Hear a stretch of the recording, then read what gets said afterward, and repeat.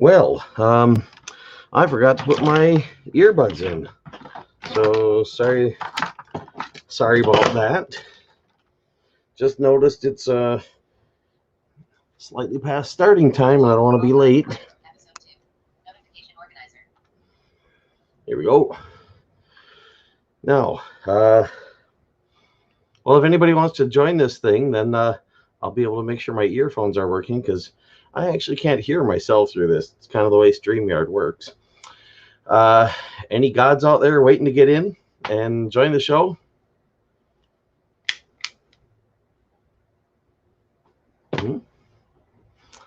Maybe I need to post the link again. Here we go. Let's see. Posting the link in the live chat.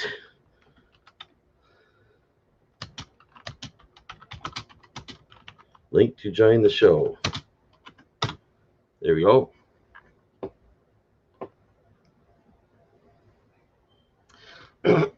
So this is the show, All Gods Invited. I did an episode earlier today, and maybe it was the wrong time zone for, any gods that might have heard about the show, or maybe they were sleeping in late, but thought I'd try again 12 hours later, just give them another chance. And episode 3 will be 12 hours after that, so it's like a marathon with long breaks. At any rate, let's see. Can I join the channel myself and make sure that it's working? Let's see if I do this.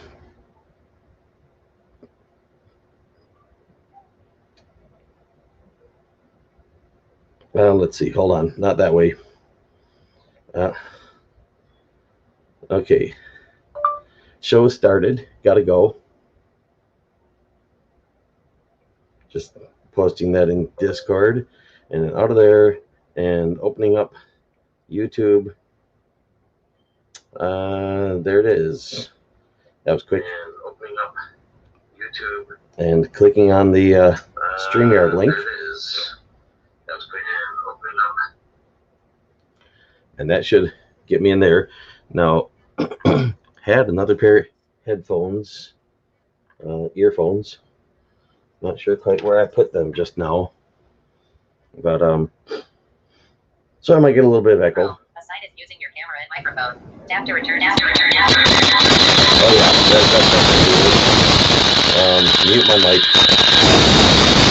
Okay. Oh, that didn't work.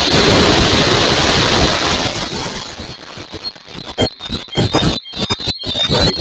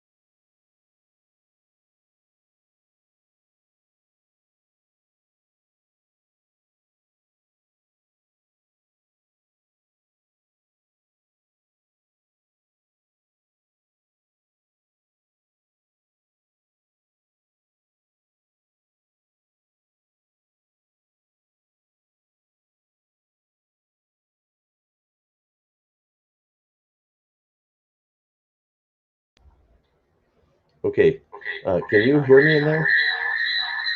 I'm going to close this. I guess my voice is coming through on this one. Okay, can you hear me in there? And yeah, I can't do it on my phone without the I guess my voice is coming through on this one.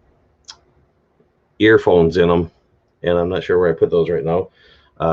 Yeah, it's too bad I'm doing this alone. You know, if one of the gods would like show up and knock on my door and say, "Here, hey, I'm here to help you do the show." I mean, that would be great. Um, oh, is the echo gone now? The echo should be gone now. The echo is from me testing stuff. Thank you, In Defense. I appreciate that. So, yeah, if I still got an echo, let me know. Hopefully that's okay. Echo's gone. Thank you.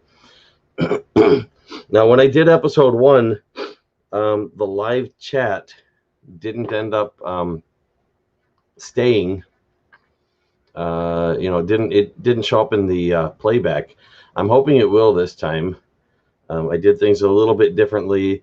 One thing, for example, is when I set up the episode 1, I went into YouTube and I set the live chat so that it would default to live rather than like top chat, so it would show all of the chat stuff by default. Which reminds me, you might want to. Gods don't speak to heathens, I know, as they never speak to me. Robert X, thank you for that thought. But well, not everybody agrees with you there, and I mean, you know, if gods want to turn down the invitation, you know, that's on them then. If you know, if people don't believe they exist, I mean, you know, I'm giving them a chance. So,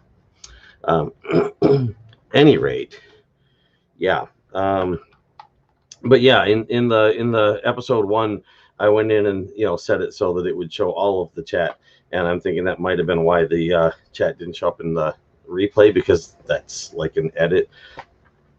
So I didn't do that. I don't know if that's what the reason was, or if it'll make a difference, but you know, I'm learning, trying this out, seeing how it goes. I'm guessing if any gods show up, you know, it's going to take them a while to hear about this show, so I got time to figure it out. In Defense says, I'm curious how you would determine if a caller is actually is God or not. Well, I don't actually know. I mean, you know, I could try different things to figure it out, have a conversation with them and see. I mean, you know, if they got a camera, I could see what they look like. I don't know what a god looks like, so I'm not sure how helpful that would be. If they're just using an icon or something, of course, that's not going to give me any visual clue as to whether or not they're a god.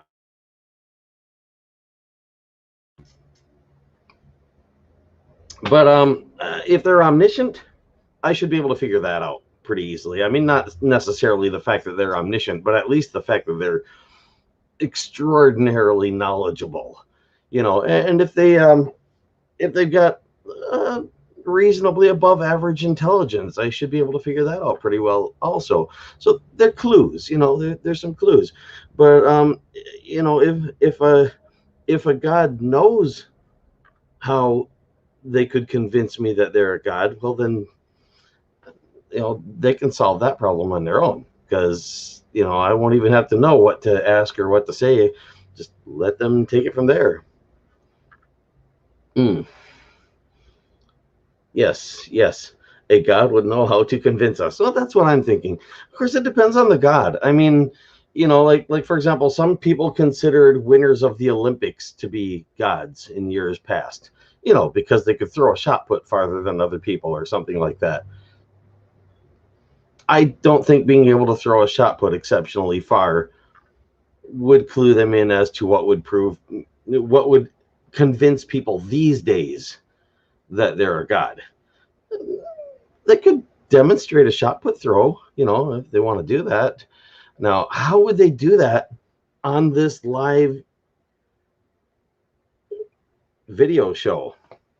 I don't know. But if they could pull that off, that would be impressive in its own right. God proves in the Bible that he doesn't know shit. Yeah, or much of anything else either, for that matter. But that's the Bible's God, you know. I mean, I'll give people credit, you know, when they think they believe in a God that's real, that, you know, maybe their God is real. Um, but I have told people though that if they think their God is real and they think they believe in the Bible, they're wrong about at least one of those two things, maybe both, because the Bible's God is impossible.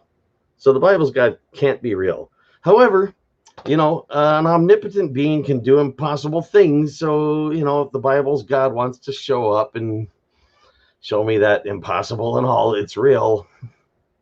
Okay, that God's invited as well. Serial mass murderer that it is and everything. I, don't know how happy I'm going to be to talk to it if it shows up. But, I mean, hey, maybe some of the stories about it aren't true. So, don't want to jump to any conclusions. Robert X says, well, if a person could throw a javelin 50 miles away, he would at least be special. Yes, that would be special. I think if that person is claiming they're a god and they can throw a javelin 50 miles, at the very least, they should be in the Special Olympics.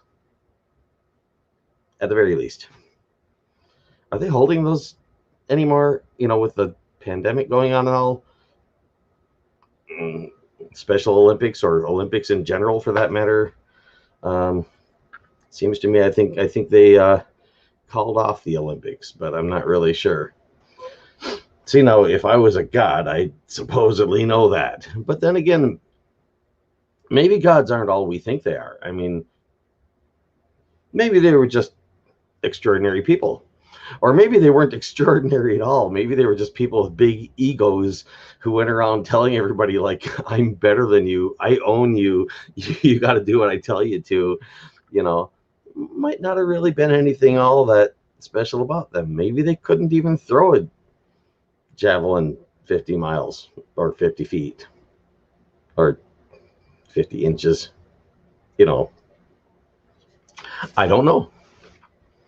But if any of them show up and talk with me, they can at least tell us what they claim they can do that's unusual or what makes them a god. And then we can, take it from there and have a conversation. Maybe, maybe the God that the Bible's God was based on is real, and the Bible's God is just like a really terrible distortion of that. Like somebody wanted to make him out to look like a bad guy, so they wrote a story about him, flooding the planet and killing everybody and stuff like that.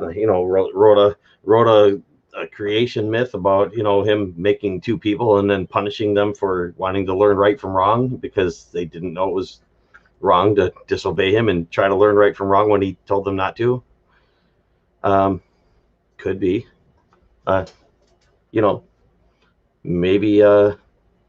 Maybe those stories aren't true.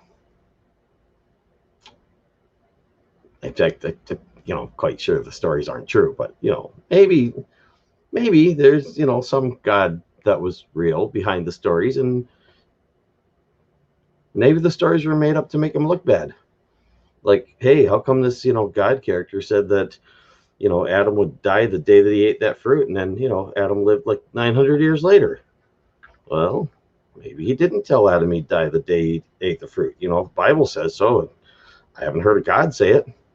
So any God who wants to show up and speak for themselves, they're welcome to do so on this program, and they can tell us for themselves, whether they ever met the first human or early humans, whether or not they ever told them, like, not to eat a particular fruit or cursed them, punished them, whatever the case might be. And I mean, we won't necessarily know whether they're telling the truth or not, but we can hear them out, right?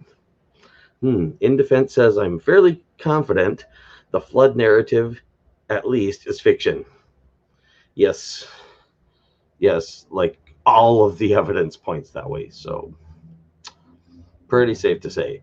But if there was a God who, did the whole flood and then maybe was ashamed of it, covered up all the evidence and had the power to cover up that evidence really thoroughly and plant fake evidence in its place, well, I mean, that wouldn't exactly make him a good guy, but it might sort of explain the evidence not fitting the story, even if the story was true. But pretty far-fetched. I mean, post hoc rationalization at best, so not likely. And if any god comes on here, or someone claiming to be a god comes on here and tells me that's exactly how it went down, I'm going to be going like, did you watch episode 2 by any chance? And, get that idea from me? And, So Robert X says a nerdy god could calculate pi into 500 digits, but would suck at sports. And he would know every episode and the names of all the actors of any sci-fi sitcom ever. Yes, that would be like a sci-fi god.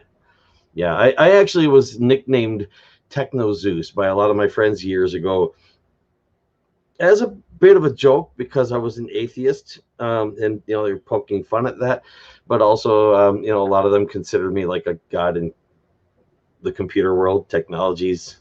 So in that same sense, kind of like a little overboard on the knowledge and understanding. Of course, I'm way outdated now, so yeah,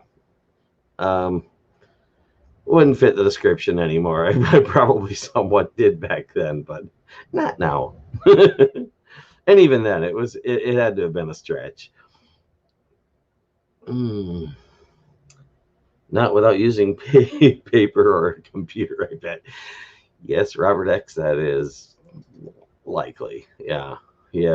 But again, it depends on what kind of a god is it. I mean, hopefully eventually, gods will hear about this series and show up, or at least people who speak on behalf of their gods might show up and maybe invite their gods to come and speak for themselves. And if their god says he's busy and doesn't have the time, they can maybe come and say a few things on his behalf if they've actually held a conversation with him. That might give us a chance to find out just what kind of a god it is that somebody believes in.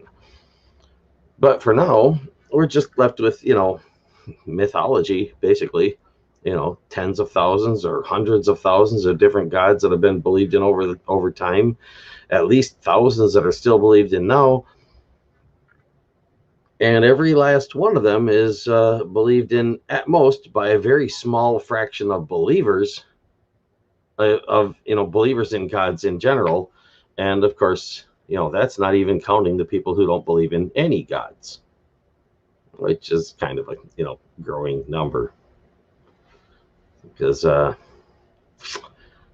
all born not believing in any gods, and some people are not getting convinced that there are any gods as they grow up. It seems to be more and more common that as technology improves and humans are creating all kinds of stuff that it seems way beyond anything any god has ever been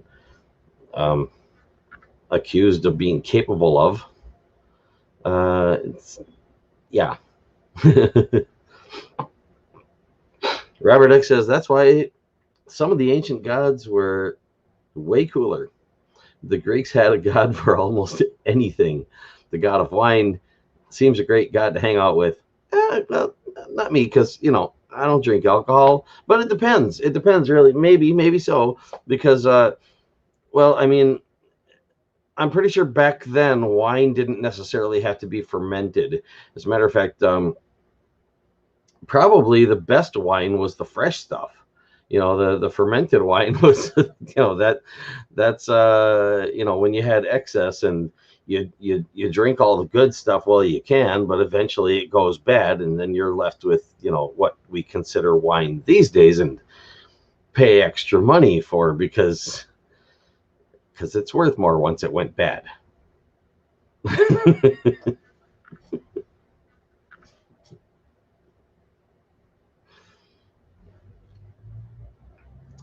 Yeah, juice of the fruit of the vine. So,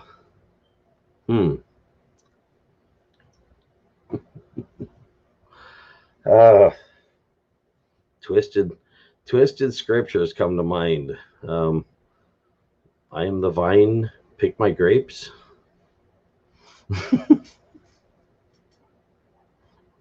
Could be taken wrong. All right. Any gods out there, care to, call me on the phone, knock on my door. Better yet, use the link I put in the chat. Here, I'll post that in there again.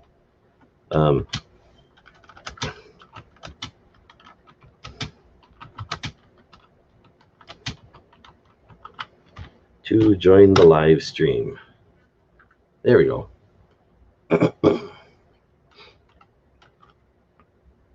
No. Did that go? Yes, it did. I did that from StreamYard, and I wasn't sure whether or not that would actually go into the chat for the video, but it did. Cool. I'm learning. See, this is one of the nice things about not being omniscient. We can learn stuff.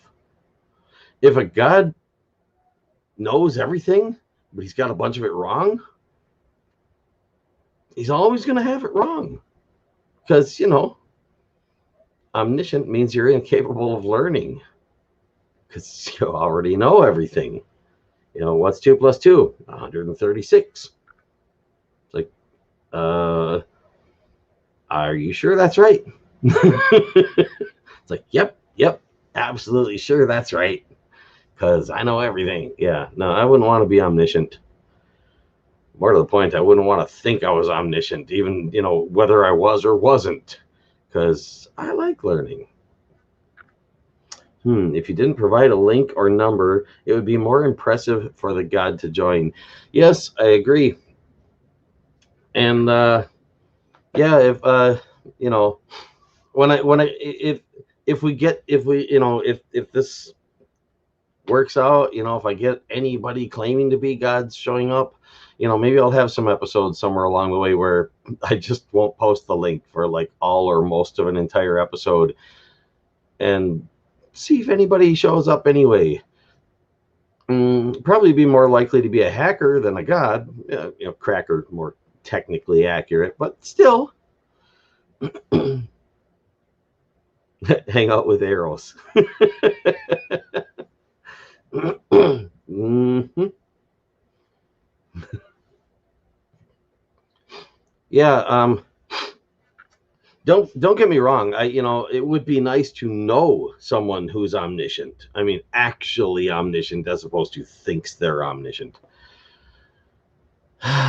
Even if they couldn't spare a lot of time to talk with you. I mean, it would be nice to know, because there are some really hard questions that it would be nice to just be able to say, hey, you know what? Sometime during the next 30 years, if you can get around to it, I'd really like the answer to this, and and not have to spend that 30 years figuring out the answer, because you got somebody who can just give it to you, because they already know. But I don't think I'd actually want to be omniscient. I wouldn't mind knowing millions of times what I do know, but not omniscient. I mean, no matter how much I knew, I'd want to learn more. And if you know everything, there just isn't a room to learn more.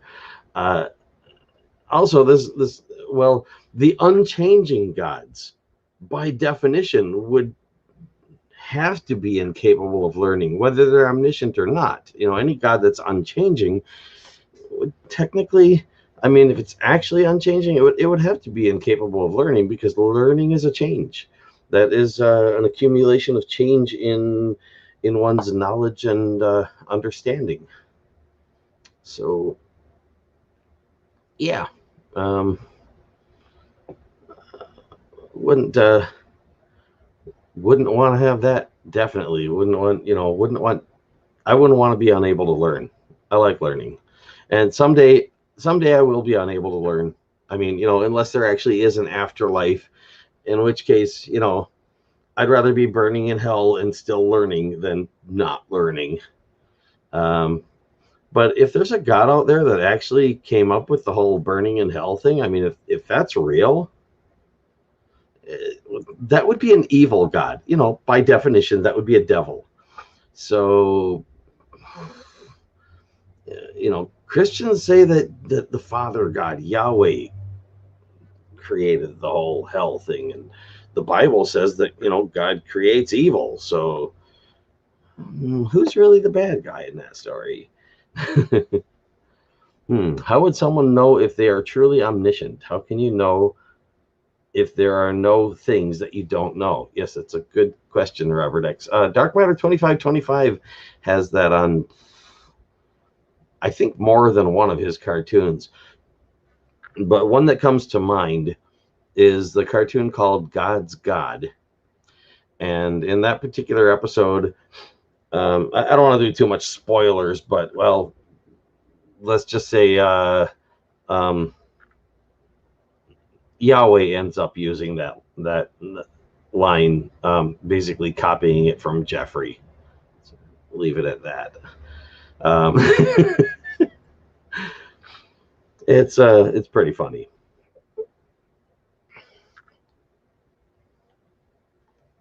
So,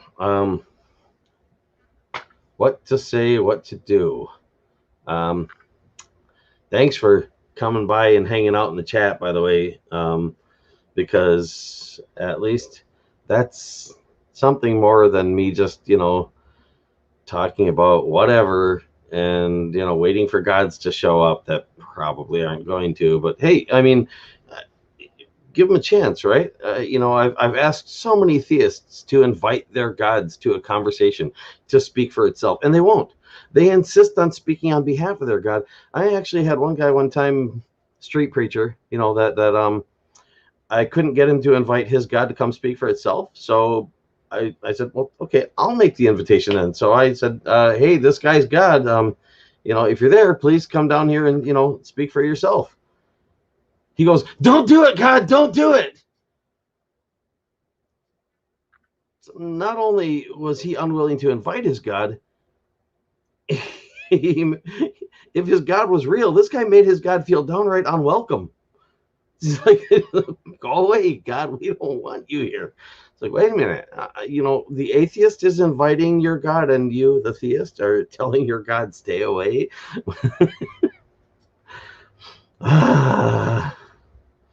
What's this? Love Dark Matter 2525. Never seen his vids. Oh, I've seen all his vids at least twice. His oh, that's real voice. Got to be a typo. REWAL. Real voice sounds like Jeffrey. Yeah, pretty close. I think Jeffrey is like his voice. Just pitch shifted or sped up a little bit. In Elijah's words, maybe he was on the toilet. Yeah.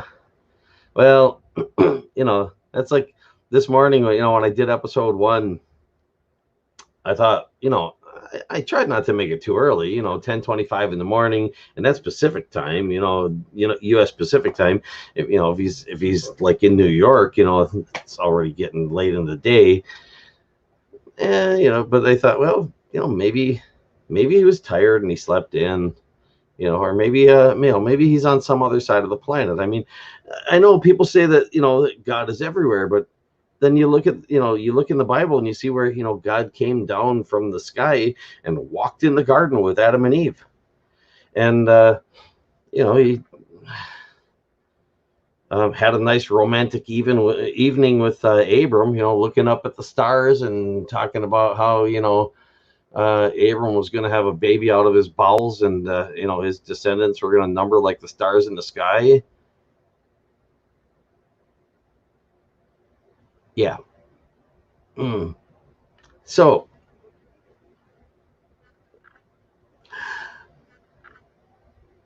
maybe he's not everywhere all at once. That's kind of my point. Yeah, give him the benefit of the doubt. I mean, if he's everywhere, obviously he'd be here, and he'd already know I'm doing this. And, I don't have an extra chair here. I got a fold-up one somewhere. I could take the fold-up one. Well, actually, the one I'm on is a fold-up one, but it's not the kind of fold-up one I was thinking of. But, I'll work something out, Had to put my mask on, I mean, just in case, God's got COVID, because wouldn't want to, take that risk. He's everywhere except hell. Yes, that's always been, well, I don't know about always, long back as I can remember. That's been a big question of mine. Is if God is omnipresent, why wouldn't he be in hell? I mean, how can he be omnipresent if he's not in hell? If hell is a place, he'd have to be there.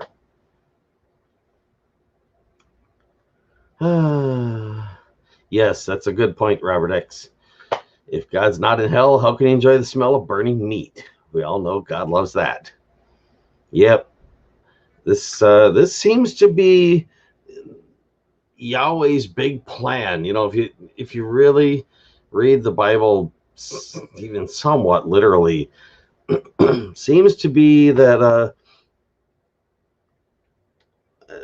God just like spent eternity wishing he could roast himself, without actually suffering in the process. And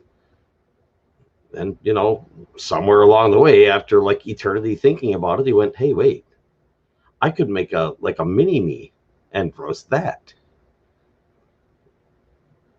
And if I make it multiply, I can make more of them, so I can roast them too. Then I won't feel the suffering; they will. And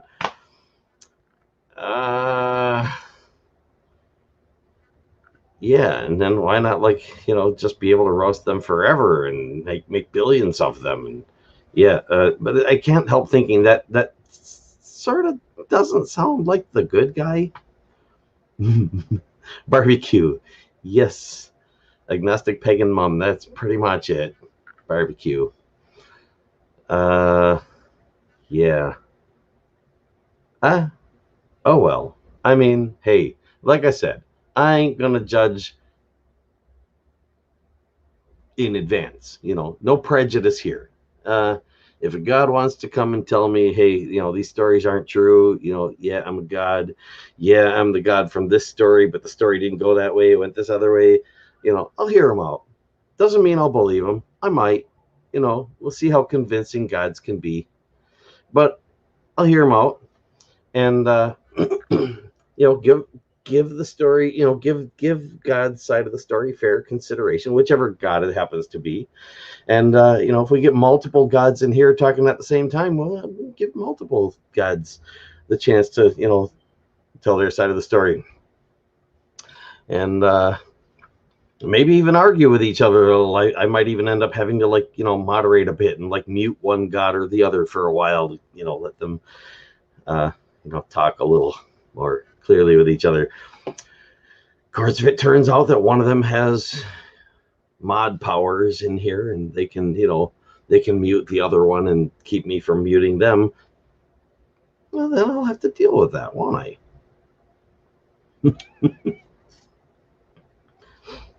So yeah.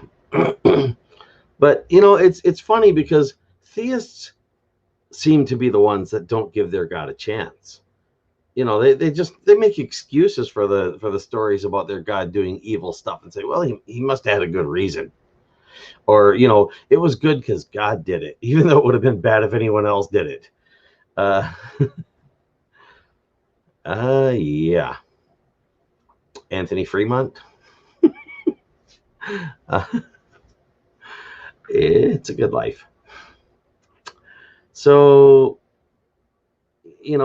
us atheists, I think we give their gods more of a chance than the theists do, because we're not, for the most part, and I know there are exceptions, but for the most part, we're not prejudging their gods. Some of us have decided that certain gods are evil because we've read the stories about those gods, and it's like deciding Voldemort is evil. If you've read the stories of Harry Potter and the stuff about Voldemort makes him out to be an evil character, what can you say? Voldemort in those stories is evil. Now, if there was a real Voldemort out there that story character was based on, might be a good guy. You never know. If you meet him, you might want to give him the chance to speak for himself and say, hey, you know, I was framed. You know, stories didn't portray me right. You know, chances are probably weren't based on any real people. And even if they were, probably come with a disclaimer somewhere that says, you know, any characters in this work of fiction or, you know, that resemble anybody real is just, you know, purely coincidental because, you know, that's the way our world works. If they're anything like Darth, they'll just server evade or something.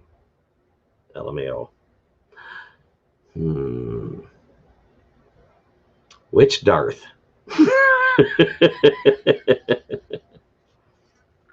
I am not your father, Luke. I am God, prove me wrong. Doorknob Head says, I am God, prove me wrong. Well, Doorknob Head, you're welcome to come on the show if you want to speak as a God. And, you know, I don't have any need to prove you're wrong. I mean, I'm not saying you're wrong. I'm not saying you're right either. But, you know, if you want to come on the show here, I'll post the link in the chat, which I don't know whether or not that's going to show up in the replay of this video or not. But there it is. I just posted the link. And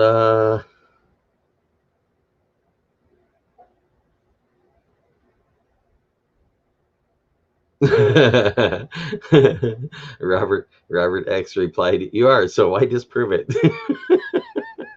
Yeah, like I said, you know, not disagreeing, you know, not agreeing either in this case. I'm just saying, you know, okay.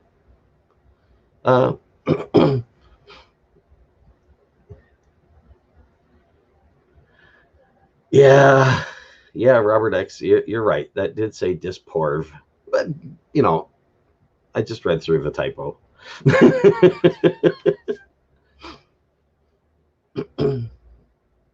Oh, okay. Did you catch that agnostic pagan mom? Darnov Head says you can take his spot coming in here to speak as God. Now, does that mean that you would be speaking on behalf of someone claiming to be God, or that you would be coming in here claiming to be God on behalf of someone claiming to be God but busy eating? I'm not sure. Well, you got the link, right? So welcome to it if you want to do that. Any rate, episode 3 of this show, by the way, is scheduled for 12 hours after this one, so I'm cramming the first few episodes right together. I had originally intended to do this maybe like once every 8 days, and because I had a little trouble with the live stream, the chat wouldn't show up in the replay on the first episode. I thought I'd do a second episode right away and try it a little differently, and also to give the gods who were maybe sleeping in a chance to show up. Maybe they're still sleeping in. Then again, if you take the Bible's word for it, God worked 6 days and on the 7th day he rested. I don't think it says anything in there about him ever stopping resting, so maybe he's still sleeping in after all that time. Robert X says, God made me mistype. Look at you, doorknob head. Yeah, that could have been it. Not likely. Oh, that reminds me of when we were going over my debate on Amy Newman's channel. We were going over my debate with Kent Hovind, and Aaron Ra was there, and there was some echo going on, and we were trying to figure out what was the source of the echo, and checking, each one of us checking to see if we mute ourselves, does the echo go away, trying to find the source of the problem. I made some comment about maybe it's God, and Aaron Ra says something like we were talking about possible causes, like I was like, oh yeah, that's right. Lazy bones God, making the goddess do all the work. Yeah, yeah, uh-huh. That sounds about right too. Yeah, it's an interesting thing when you consider the culture of the time and place where the Bible and the various parts of the Bible were written. Um, Women weren't even mentioned much in the stories, and when they were mentioned, it was kind of like mentioning property or cattle. Uh, so yeah, you got to wonder. Uh, was Yahweh married, and like the writers of the Bible just didn't even feel his wife was worth mentioning? I mean, is that why they portray him as male? Because there was a female counterpart in that relationship, and they all knew about it, but didn't think it was worth writing down. Or I mean, who knows? I mean, of course, you know, best chances are these are all stories that were just passed on generation after generation after generation, mainly by word of mouth, with little or no written copy for the vast majority of the time until, you know, many, many years after they've had time to evolve. By then, there probably was a lot of, you know, knowledge of the stories that didn't end up in every revision of the story. Uh, yeah, as Robert X says, or in a negative way, mentioning women. Yeah, if they get mentioned at all, it's it's almost like they weren't human. It sort of makes sense. From the Bible's description of how Adam and Eve were made. I mean, well, one of the two descriptions, because one of the two descriptions says, God made, man and woman, you know, male and female created he them, and leaves it at that, and places the humans created at the same time, in between other stuff, as opposed to um, where in the other story, God created Adam, and then created animals and had Adam name all of the animals, and then as an afterthought, when he figured out that he couldn't really get Adam to mate with any of those animals, he made a female human, which sort of makes you wonder, what happened to the whole reproduce after their own kind thing? I mean, was that thrown in there later because God went, hey, wait a minute, you know the idea was like, I make a bunch of a male human and a bunch of male animals, and then they everybody mates with everybody, or you just pick a mate, and it's like, that ain't working. So like, apparently Adam needed a female counterpart. Guess all these other animals are going to need female counterparts too. How about that? I've actually had creationists who who have that concept so deeply ingrained in their way of thinking about the origin of life that they can't understand how humanity could have evolved from other primates, because they think it would have had to have been all male primates in that evolution, that somehow they would have had to reproduce without a female until humans came along, and then a female human would have had to evolve from male humans, which I've actually had people use that like, serious about it, and I'm going, how can you even think that that natural reproduction would work that way? uh, I mean, it's like, what planet have you been living on? Because Earth life isn't like that. Uh, Agnostic Pagan Mom says, one big science experiment we are. Damn dirty apes. Yes, pretty much. Nature's science experiment. We're all female chickens at first in the womb, or egg. Yeah, pretty much. Yeah, that's that's something I brought that up on episode 1. You know, yeah, I noticed the typo. Yes, comma instead of L in female. Fema-e. And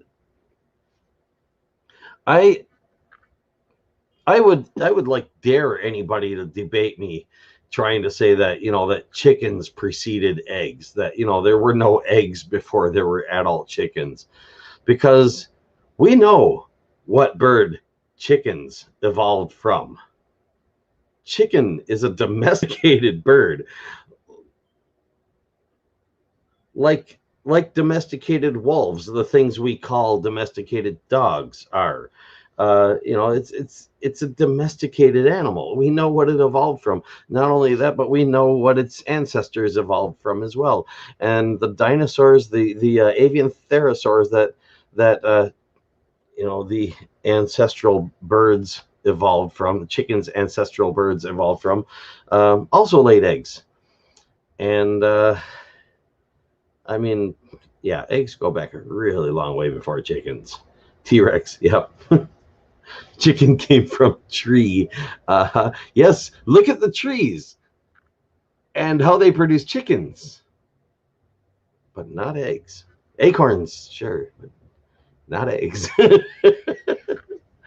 uh, yeah, the look at the trees argument. That's, how do people do that? Thinking that's evidence that their God exists. Look at the trees. I mean, how about look at the God?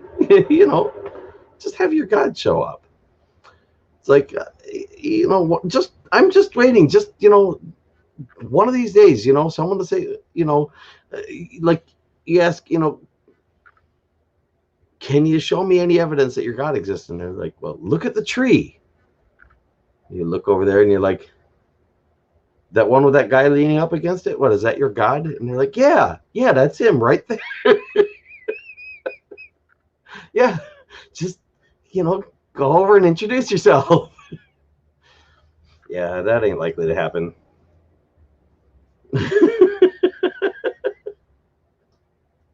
Yes. Agnostic Pagan Mom says, meant chickens from T-Rex. Yeah, T space REX, TREE, almost the same thing, right? Keywords. It is amazing that we humans can communicate as well as we can, you know, considering our ancestry. But if you look at it from the Bible's point of view, the Bible makes it out as if, you know, as if we could communicate much better. And then God decided to ruin that for us because, you know, wasn't good enough that humans didn't know right from wrong, and then God punished them for, you know, trying to find out right from wrong by trying to learn something. No, he's got to, you know, punish their descendants for being able to communicate too well, and, you know, take away that ability so they can't learn right from wrong. Auto typos.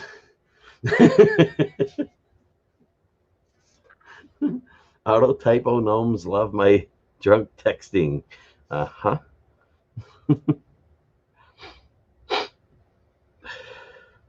Yeah, I don't have any auto typo gnomes on this system.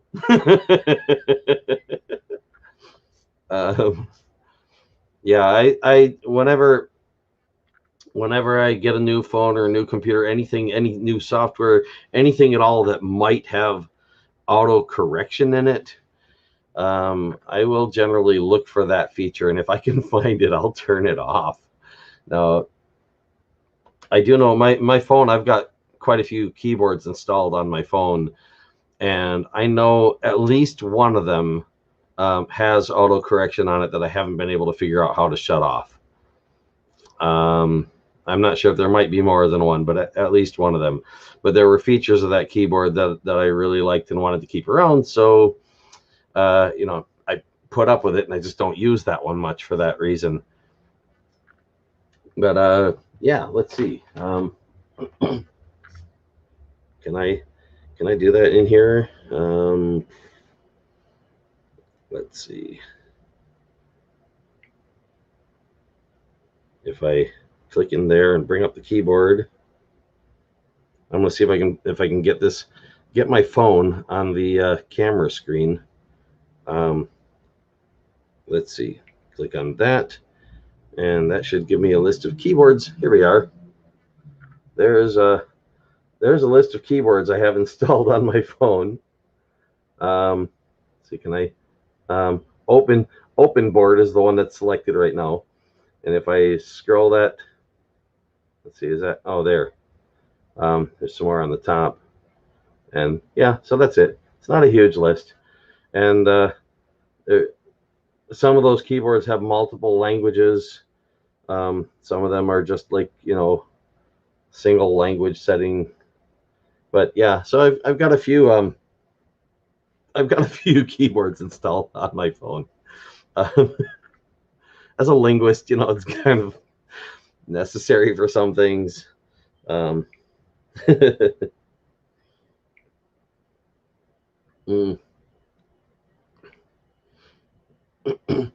recently installed Duolingo on this phone. I hadn't used it in a really long time.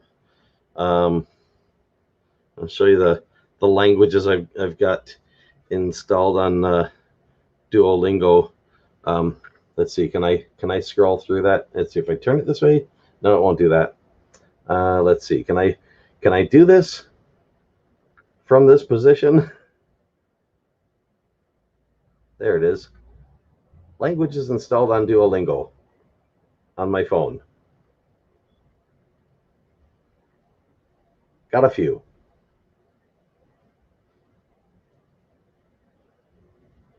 And I just recently finished first place in the Diamond League, which is there's like leagues in Duolingo. I don't know if anybody watching this is going to know what that is, but Diamond League is like the highest one you can get to.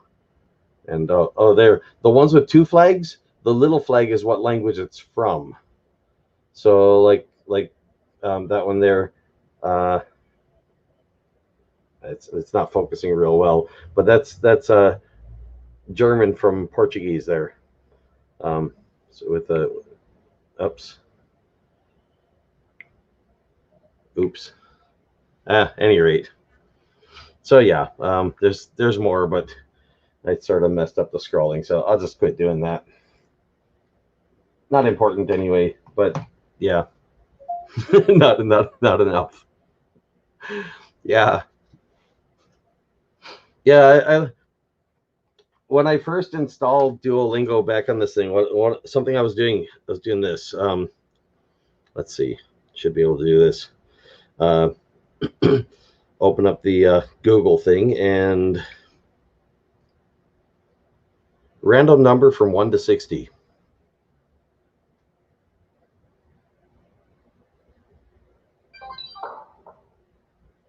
Okay, there we got 31. Here's a random number, 31. Okay, so I go into Duolingo and go into my languages, and I'll just count them out. 1, 2, let's see. Yeah, 1, 2, 3, 4, 5, 6, 7, 8, 9, 10, 11, 12, 13, 14, 15, 16, 17, 18, 19, 20, 21, 22, 23, 24, 25, 26, 27, 28, 29, 30, 31. Welsh. So select Welsh and just click on a lesson and start it. Oh, get that on the screen here. Oh, I didn't hear what it said. Hold on. Hoyel Morgan. Hoyel. Not sure what that is. I'm thinking that's by Morgan. Yep, got that right. Boreda Morgan.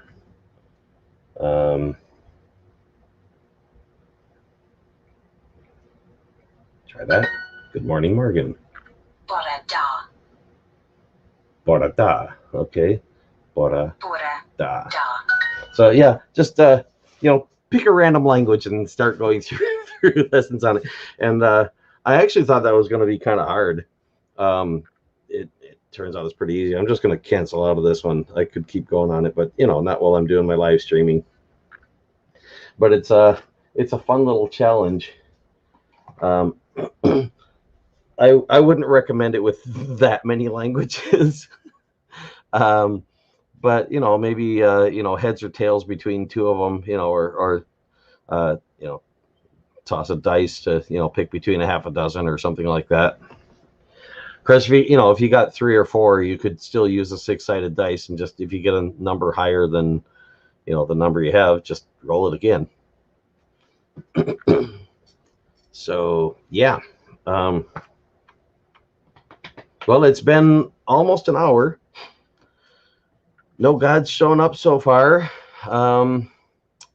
Anybody in the chat think I should keep this thing going, or should I go ahead and just close it down soon and consider no Gods to be showing up for episode 2 and pick it up in the morning with episode 3?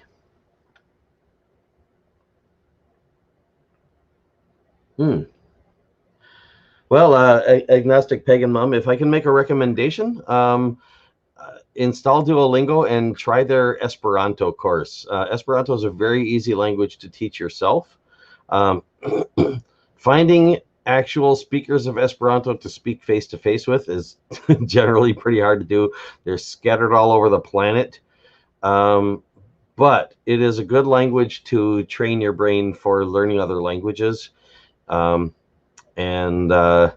it's a decent course. The Esperanto course, it's none of their courses are perfect, but they're good for getting practice. And if you read as much as you can of the hints and tips and things like that, that'll help a lot with getting to understand how a language works. And also, there's a lot of other resources out on the internet to help learn Esperanto because of the fact that it is a language without a country. As a matter of fact, I think it's the only language in Duolingo that has a flag that's not a country flag. Yeah, Esperanto, exactly. Esperanto. It was originally named La Lingua Internazia, which means the international language. Well, I shouldn't say originally. That was the version of it that that is now known as Esperanto, was originally named La Lingua Internazia. And I mean, technically, that's, I guess, kind of still its name. But the guy who published it, Ludovico Lazaro Zamenhof, that's his Esperanto name, published it under a pseudonym because he was an optometrist, an eye doctor, and he was worried that this was kind of a political move of a sort. He's trying to bring about world peace by solving the whole problem of people having to learn too many different languages to communicate with people who don't know their first language. So he figured give everybody a shared universal second language. And but he was worried that might have repercussions, come back and like destroy his business or something. So he published his first work on the subject under a pseudonym, and the pseudonym was Doctoro Esperanto, meaning Dr. Hoping One.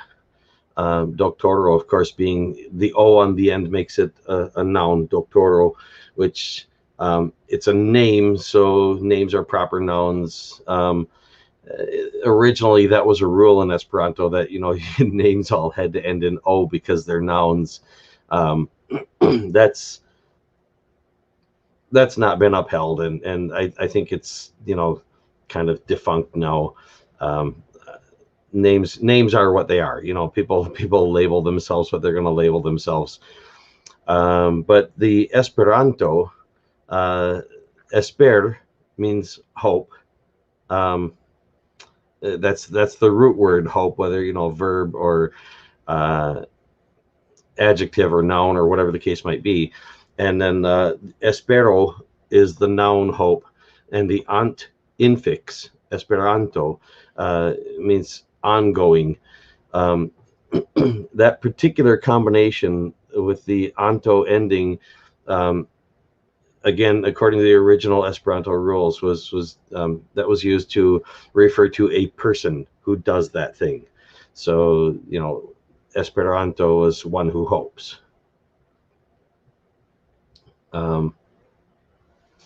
Now, I would have called that, using other rules from the same language, I would have called that an esperulo, a hoping person. The ul infix literally means person.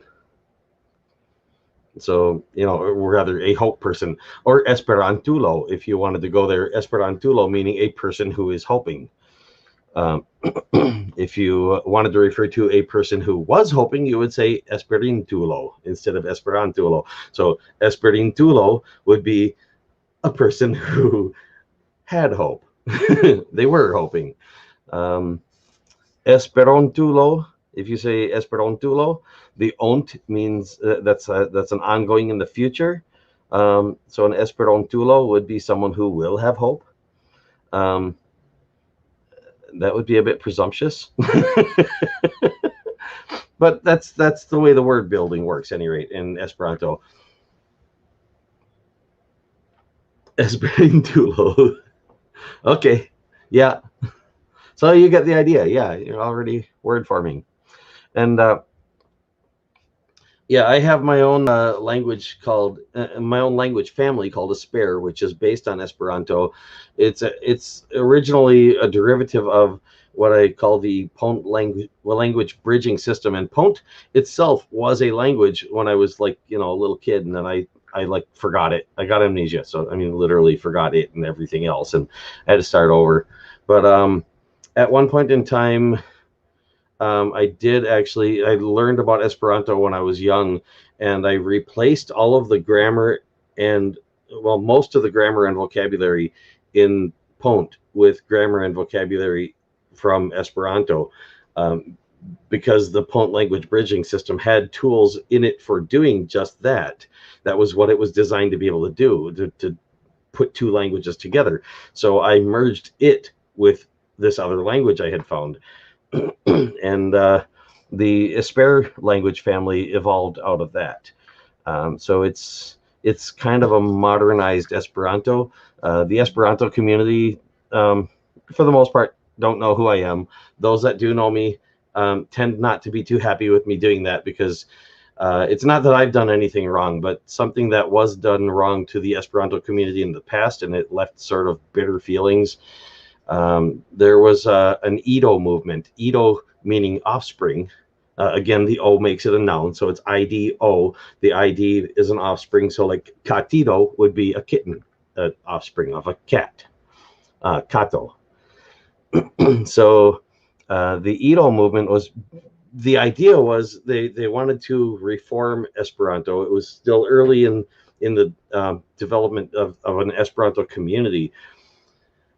And as I understand it, there was supposed to be like a committee that would, like survey people and find out what different people wanted, and they were going to work together, and everybody was going to make the language better. And instead, basically, the committee just got together and made Esperantito, which is now known as the Ido language. They just dropped the Esperant right off of it, and it's basically now named Offspring. So yeah, the Ido language.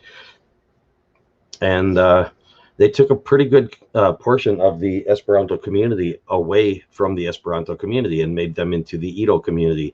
And it was a small growing community at the time, so that really hurt. And so there's a resistance to any Esperantitos. In other words, any offspring of Esperanto out there. Now, Esper is that in a sense, but that's not all it is, and it isn't meant to be just that.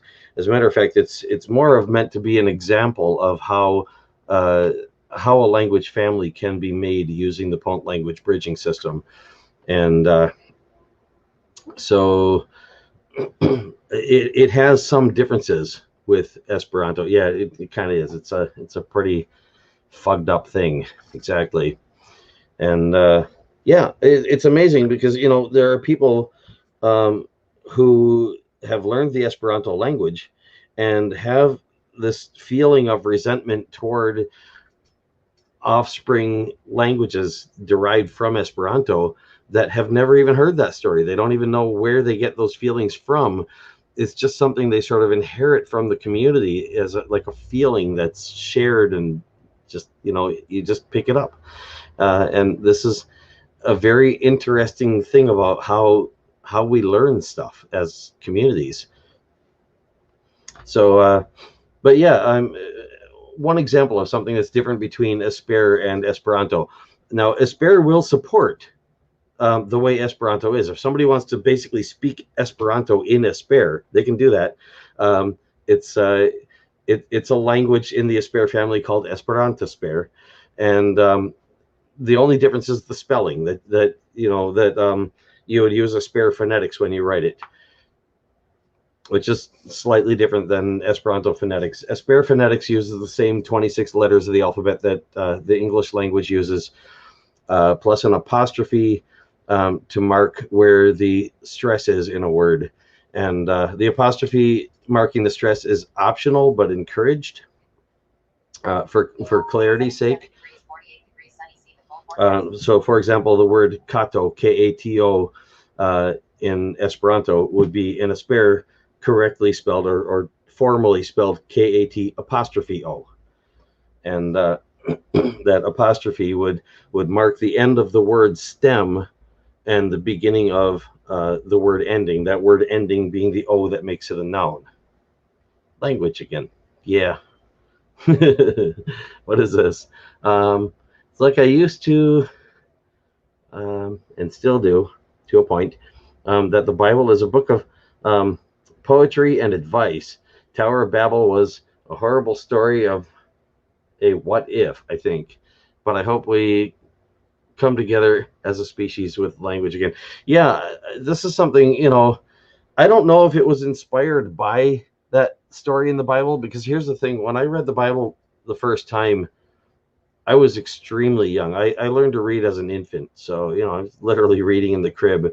When I was able to sit in a church pew, that's when I started reading the Bible. Either my mom's Bible or my dad's Bible is almost always available. And I pick it up and start reading. And I traded books good, so they let me do that. I don't think they ever would have let me have a Bible in my crib, but as soon as I was able to sit next to one, I had access to the thing.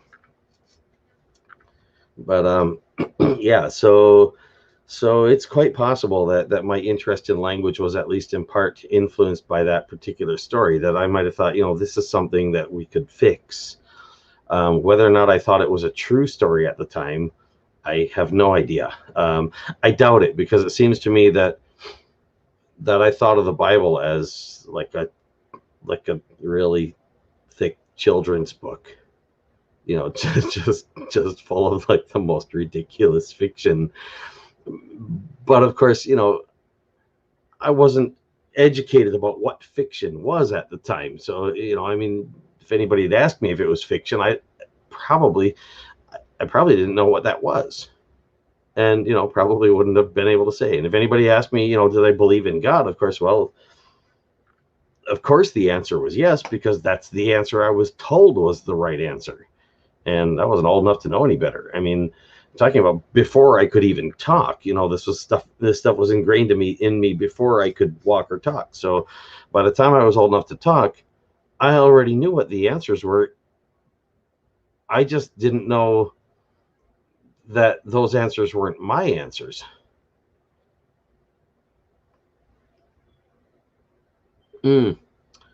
Yeah, agnostic pagan mom. I think my fixation on horror and such comes from the Jehovah's Witness Children's Bible. I am somewhat familiar with that, and I could very much see that happening. Yeah. I would not doubt it. No, actually, I turned Mensa down. Long story. that was a while ago. Yeah. No, didn't go there. I have regretted that sometimes, but then other times I'm kind of glad. Well,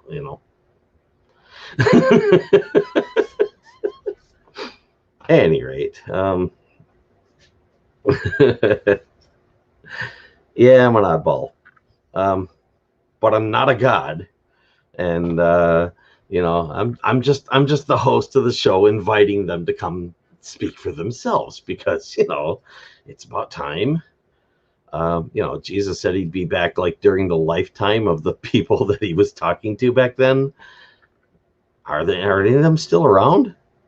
More than 2,000 years later? Because if not, he's late. Just saying.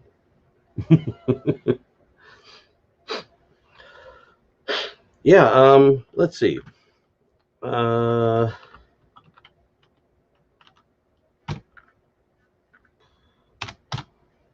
run a quick search here and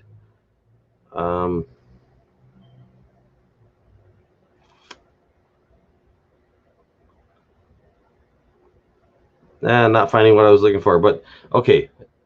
I'm gonna check an address out of my memory, and if it works, I'll post that in the chat. Yes, that is an Esperanto learning site. So post that. learnanew.net.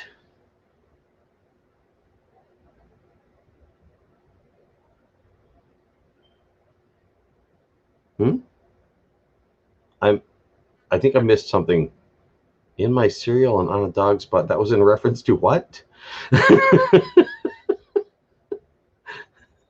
Am I missing something that's in the chat? Or was that in reference to something that I said? I mean, am I not seeing everything in here? Scrolling back. I hope I'm seeing it all. I'm looking at it in StreamYard, and I hadn't thought about the fact that maybe it's doing the top chat instead of live chat. Nope, that just seeing one person left in chat. Just yeah, just agnostic pagan mom. Well, and myself, using my channel Eminent Reflection. But yeah, learnanew.net. That's one source. I think there's an Esperanto.net. Checking that.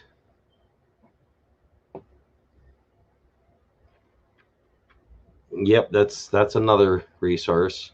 I haven't looked at these in a while. So there's another one. I actually have on my older YouTube channel some Esperanto courses that I made in YouTube. They're sort of Esper lessons. They're more Esperanto than Esper, but but I used some techniques that were derived from how I set up the Esper language family.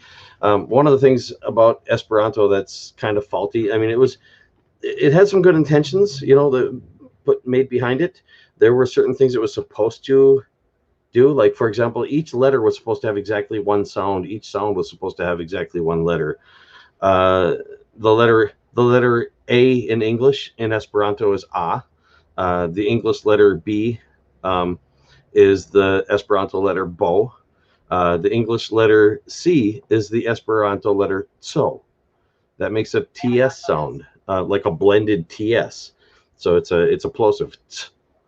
And now in Esper, instead of writing that sound with the letter C, since it is two sounds blended together, that sound is written in Esper with TS. So so there is no letter So in Esper. Let's see what else. And the fourth letter in the Esperanto alphabet is the letter Cho, which again is not one sound. In English, we write that with a CH. Like General Tso's, exactly. Yeah. Yeah, that same sound blend. And notice that is written in that phonetic system with a TS. So yeah, in in Esperanto, you would also write that with a TS. But then if you write CO, it would be pronounced by most Esperanto speakers in exactly the same way. You wouldn't be able to hear the difference, which, which makes for a bit of a problem in teaching, because you can't get the spelling of a word just from the pronunciation. And that was part of the idea, was to make it so that you could always get the spelling from the pronunciation. You could always get the pronunciation from the spelling, and there would be no ambiguity. Now, in the Esper alphabet, it does accomplish that. Any two letters that are run up against each other, any two consonants run up against each other, you can blend them or not blend them. It's a personal choice.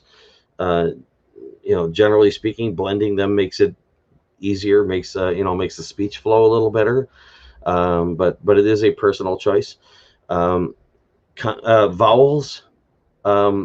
Each vowel is treated as an individual syllable, and the letter Y and the letter W make vowel-like sounds, but they're treated as consonants.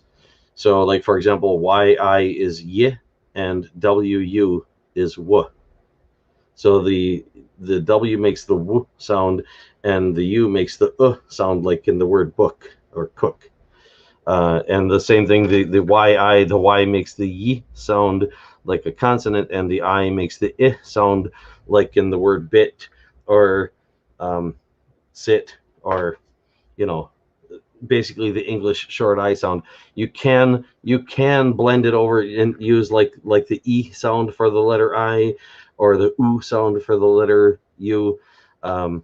It's not recommended, but it's supported, because those are the sounds they make in Esperanto, and Esper is designed to support Esperanto as fully as possible. Now the pronouns, hi, he, or in Esperanto he. In Esper it would be hit, in Esperanto he. Again, you can pronounce the Esper exactly like the Esperanto. You can say he for hi. Now, he doesn't exist in most Esperanto speakers' Esperanto vocabulary. Oh, bye, Robert X. Thanks for being here.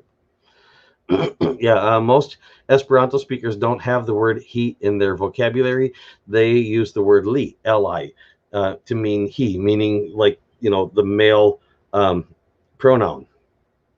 There are several different workarounds for the fact that Esperanto doesn't, original Esperanto, the original Esperanto, the way it was first made, doesn't actually have a masculine pronoun. It has a feminine pronoun and a masculine / epicene pronoun and a neuter pronoun. And li is that masculine / epicene pronoun. It serves both of those purposes ambiguously. So in Esper, li takes the epicene form, and he takes the masculine form, so there's no ambiguity. It's separated that way. And also the plurals, pluralization, the plural of me is ni in Esperanto, ni meaning we, and me meaning I or me. In the Esper language family, me is pluralized as imi. In Esperanto, the plural of li is ili. The plural of she is ili. The plural of ji is ili. It's kind of like in English, where you have, the plural of he is they, the plural of she is they, the plural of it is they. They've all got the same plural, and yet the plural of I is we. It's irregular. So yeah, Esperanto follows that same pattern from English. Esper doesn't. Esper will support that to the extent that, that if an Esper if an Esperanto speaker is speaking to an Esper speaker, it's understood that they can be meant that way. So there's an allowance for the fact that the word li can be used to refer to someone who's masculine, but that's not breaking any of the rules for a spare, because a spare recognizes li as epicene, which means it is like gender inclusive, which means it does include the masculine. So you can use li to refer to someone who is masculine, but you can also use it to refer to someone who's feminine equally well. So, it might be a little bit lost in the translation there. Sounds a lot like the opposite rules to English. Which one, the Esper or the Esperanto?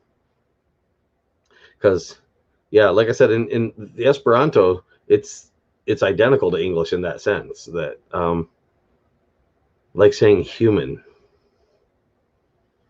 Well, there is humano, which is human in Esperanto. You can also say persono, which is person. Humano is just human with an O on the end.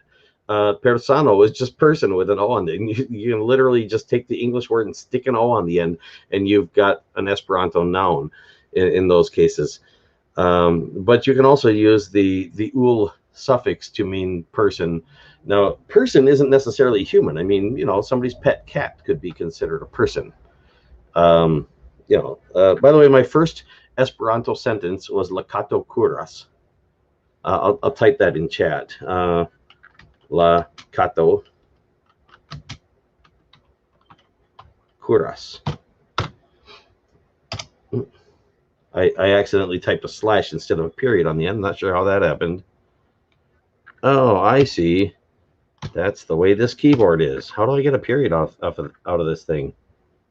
Alt-GR? No. It's the key next to that one. Okay. Yeah, it's a little of a weird keyboard. Up here, I'll show you my keyboard, if I can get that up there.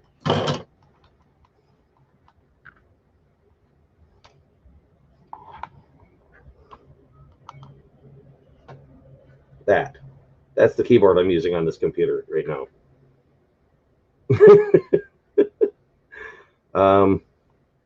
I had a little trouble with the space bar on my simplified Chinese keyboard that I was using on here, so I switched it to this one. You typo gnomes like me, huh? Yeah, Lakato Kuras, by the way, if I type that in a spare, it's practically identical.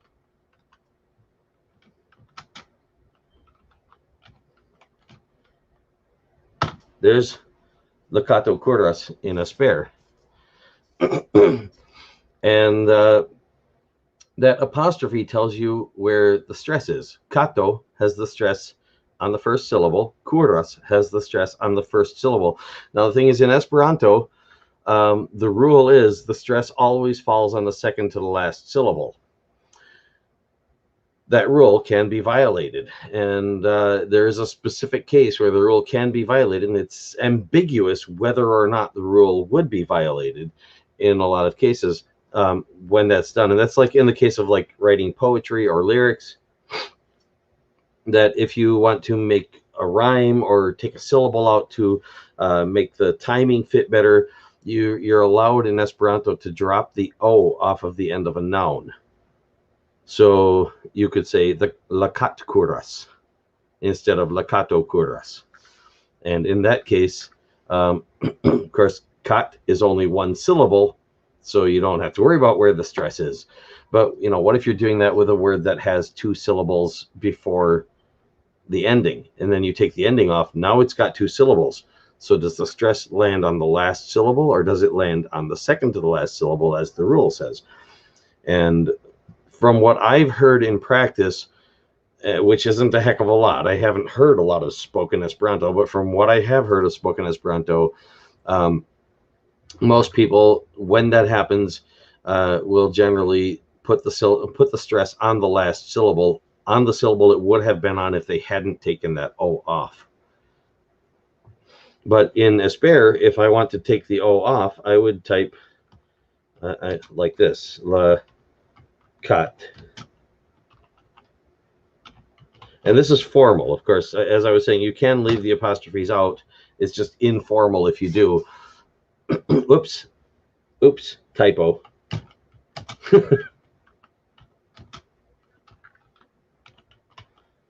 There. Ah, really? Another typo. Okay, yeah, you're right. Your gnomes are invading me. Any rate, yeah. La. Try that one more time. Cut. Period, not slash. There. Like that. La cut curas. Yeah, damn gnomes. Yeah, the gods didn't show up and the gnomes did. Why? Why is that? Any rate, so yeah, lakat kuras. And in a spare, you can just do that. And you speak the word with the stress on the end, on the last syllable, if you've dropped off the ending that tells what part of the speech, it is.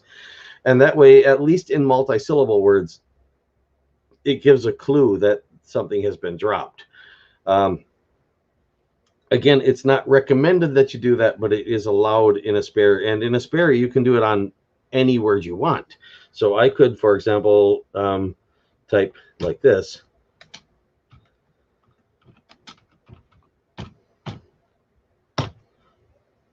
Lakat kur, which is another way of saying the cat runs. Except now it's gotten so ambiguous in doing it that way that it's hard to say whether I'm saying the cat is running or the cat did run or the cat will run or the cat might run or the cat should run, or maybe I'm saying the run will cat or the run did cat, because which one of those is the verb? And now if you're doing English espère, which is espère with words derived from English, then you can also derive the word order from English, and then you can figure out which one is more likely meant to be the noun or the verb if you don't have noun endings telling you, based on the word order. The word order can, has a default in English, and so you would use that English word order to fill that in.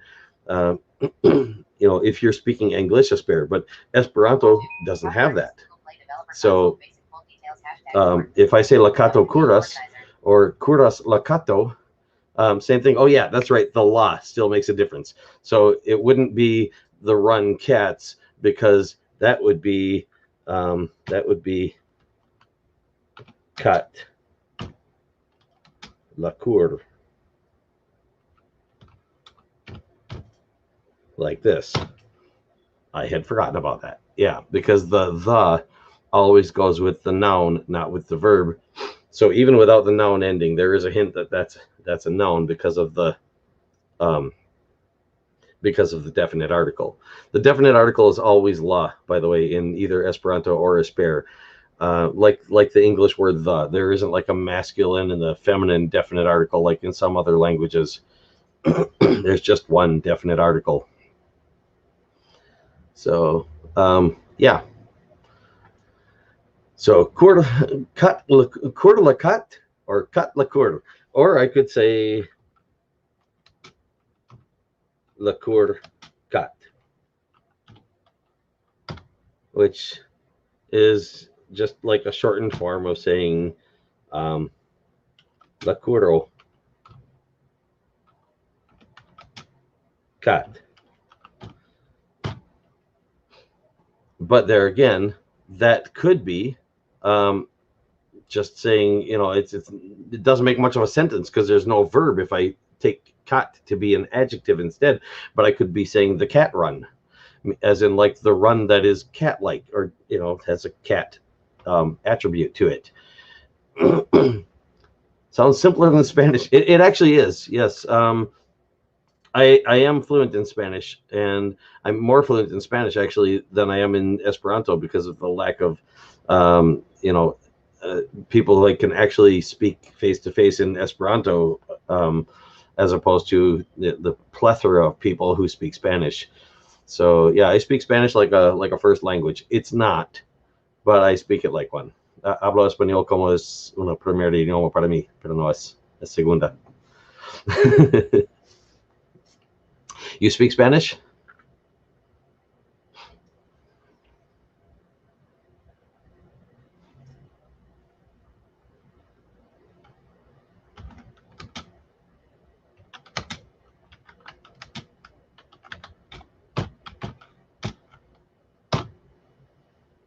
There.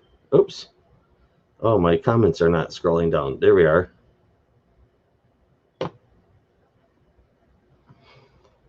Ah. Yeah, I'm by the way, throwing in all those possibilities, that's probably, unnecessarily confusing. Sorry about that. Not intending to do that.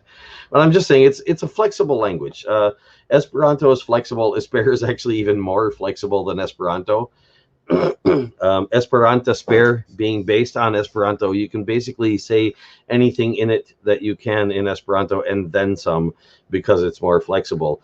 And part of the way the Esper language family is set up, and the way that it's built from the Pont language bridging system, is that at its core, there is the intention of being able to choose how specific or how ambiguous you want to be in your speech. So that's where you can specify that a word is a noun, or you can leave that off. You can specify that it's a verb or leave that off. As a matter of fact, the verb kuras, as I mentioned earlier, kuras, or in Esper kur apostrophe as formally, means running, or does run, or runs, like the cat runs or the cat is running. So Lakato kuras can be translated into English as the cat runs, but it can also be translated into English as the cat does run or the cat is running. Now, in Esper, I can type Lakato kurant,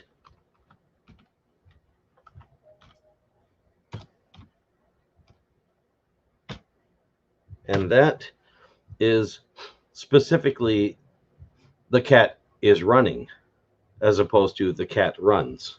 Or I can type, and that's a way of being more precise and less ambiguous. Or I can type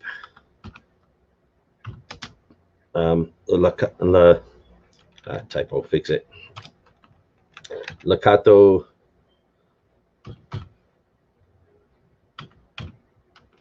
Kordath. And that is the cat runs, not the cat is running. So again, to be more specific, which of the different translations is intended, or which of the more specific meanings is intended. The X, by the way, is pronounced like the English TH, and it can be a hard TH or a soft TH. Again, that's kind of up to the speaker, and can vary in different Esper languages, depending on the language that is being used as a source for word roots. So it depends on the conversational direction for translation. Not sure what you mean.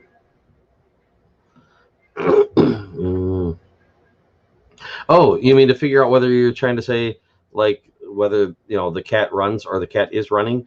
Yeah, context. Generally, anything ambiguous like that, context would be how you'd figure out what is more specifically meant. And if there isn't context, then you just don't know. Then it's just left ambiguous. But the N was extra. I figured that. Yeah, I wasn't sure exactly what you meant. I figured the N was extra, but I still wasn't sure exactly what you meant anyway. I hope I figured it out right. I hope I'm understanding correctly. If you're talking about, which way to translate something, yeah, context would generally be how you would decide. And if the context doesn't tell you, then you pick for yourself. So Lakato Kuras is ambiguous in that sense. And, either the cat runs or the cat is running. Those are both common translations. probably the cat runs would be the more common translation. But, if somebody asks, what is the cat doing? And you answer, la cato curas. Obviously, you're not just saying that running is something the cat does, because you're answering the question of what is the cat doing. So, in that case, it doesn't really matter that it's ambiguous. But the idea is that I wanted the spare to be as easy as possible to learn, both for adults and for children, and even for babies. So, for example, if you want to teach someone how to be polite, how to use, please, thank you, you're welcome. In in Esperanto, if I wanted to say please, I would say bonvolu. So and of course that would probably generally be in a longer sentence, but there's bonvolu, which basically means have goodwill, for lack of a better way of translating it. Things like please and thank you and you're welcome, these are general polite things that are used in a bunch of different languages that mean a bunch of different things in these different languages. For example, in Spanish, you wouldn't say you're welcome, you would say de nada, which means literally of nothing. But it's used in the same way as a response after, somebody says thank you, you say de nada. And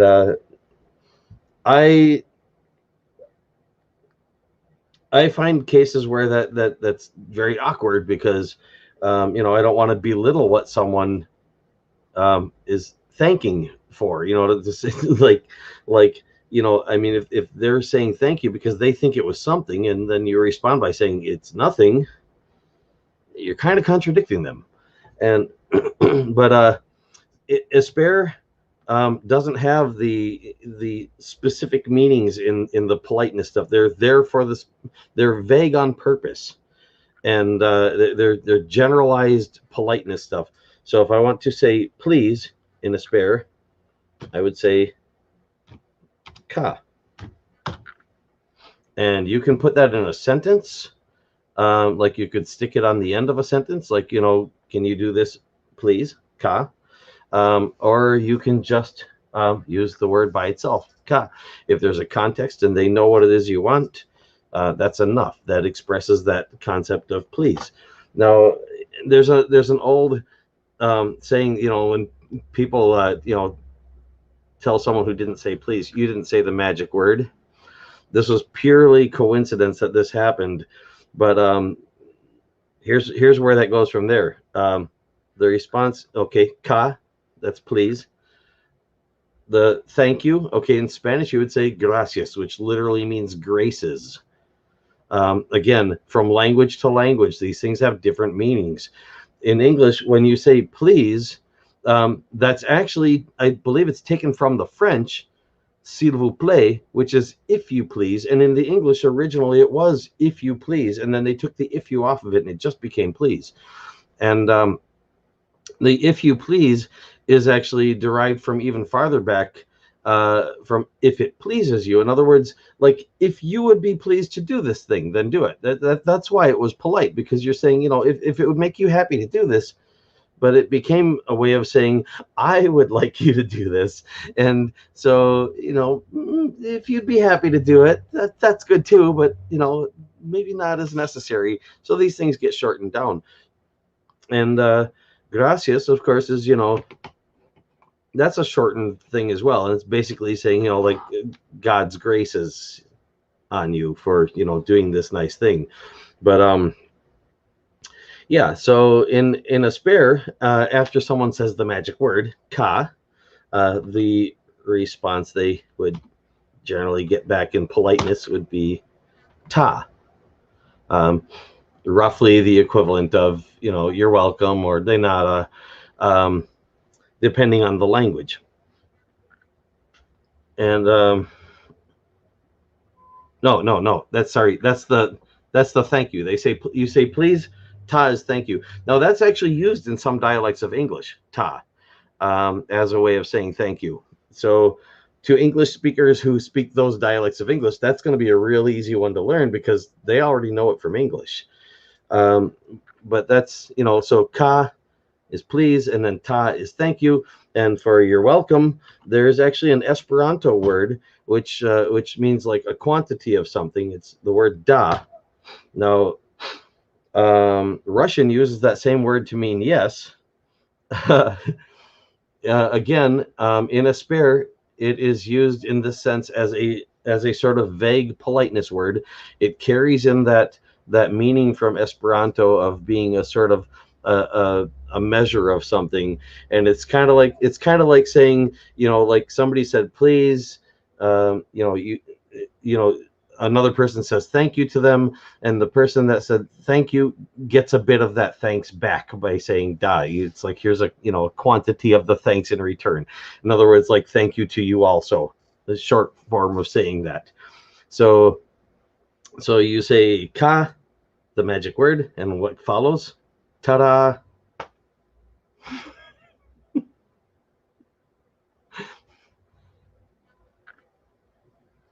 So yeah, yeah, sounds familiar. Yeah, you've probably heard ta used in English.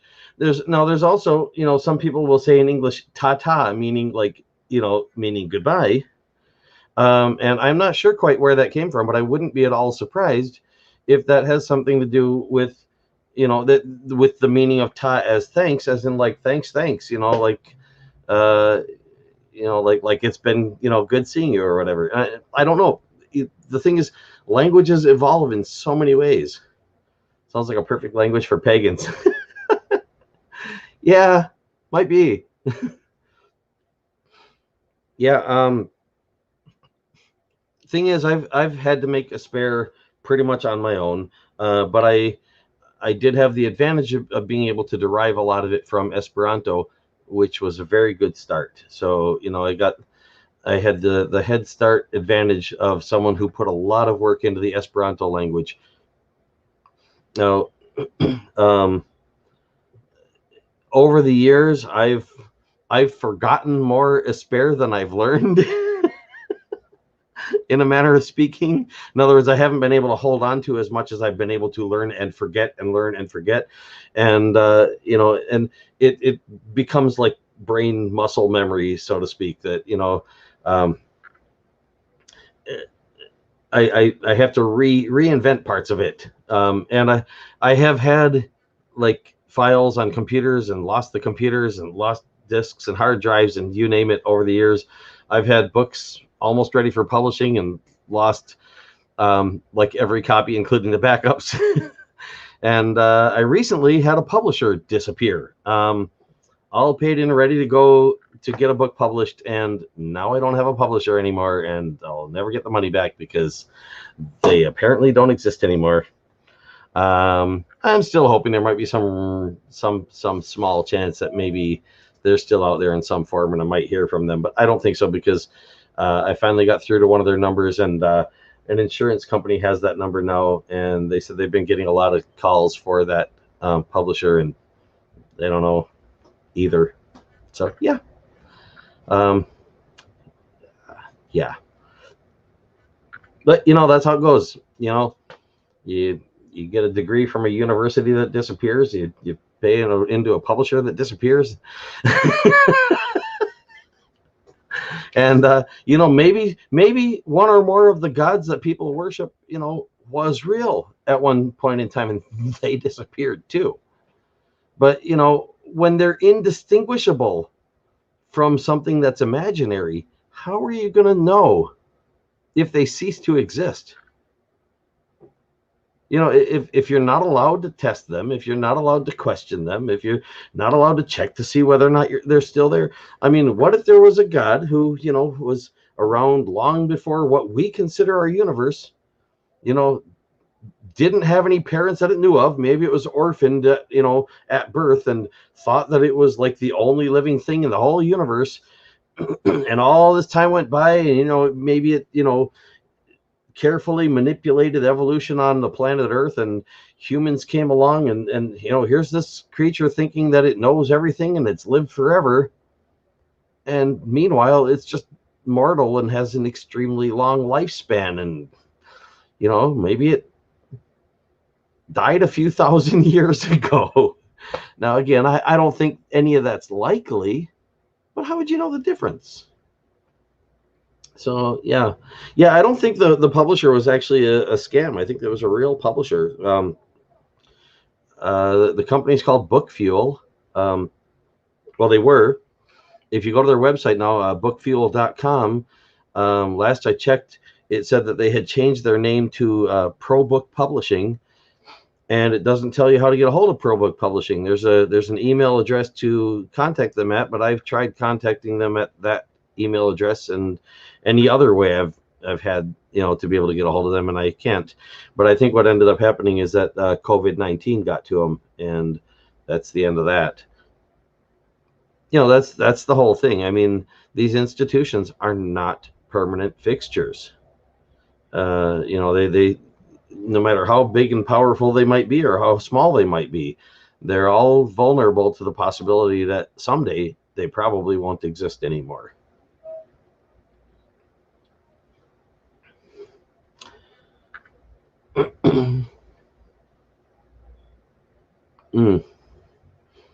Yeah, religion tends to have a lot of stuff that they refuse to understand. So I should probably read that out loud, just because, like I said, I'm not even sure if the chat is going to show up in the in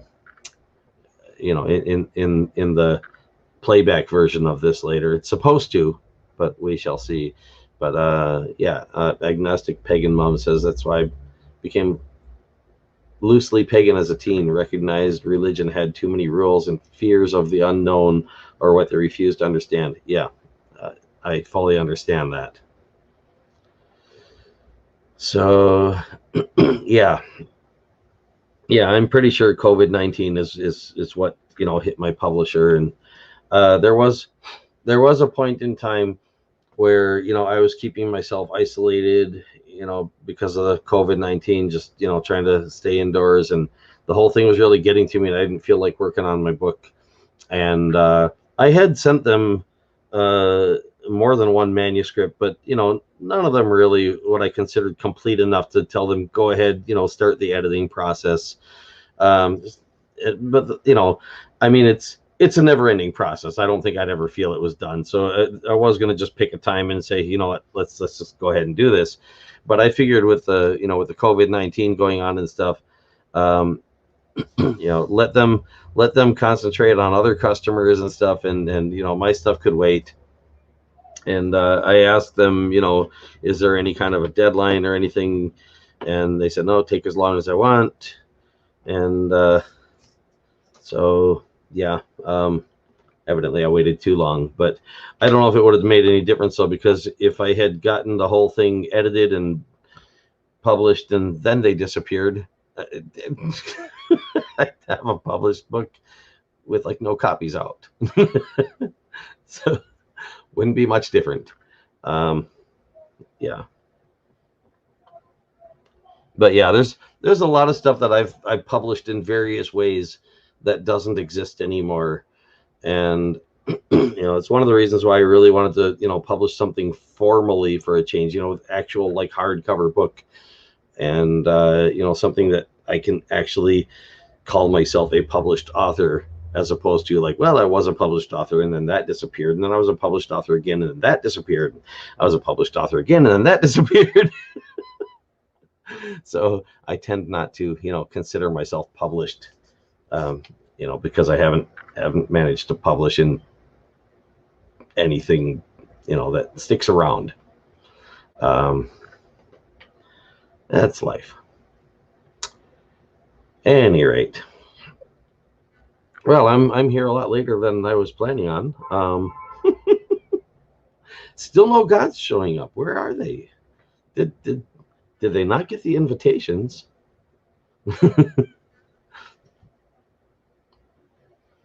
So yeah. At any rate, yeah. By the way, La Cato Curas, the cat runs. In English, asper would be La Cato Runas. Here, I'll type that in the chat. La kato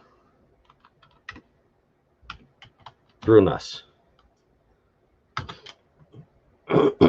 And that again is the cat runs or the cat is running. And likewise, you can change that to lakato runant, meaning the cat is running, or lakato runath, meaning the cat runs specifically, as opposed to the cat is running. The run, of course, is taken directly from the English word run, hence the English in English esper. In Espanol esper, I would say la gato corras, and I'll type that out: la gato corras.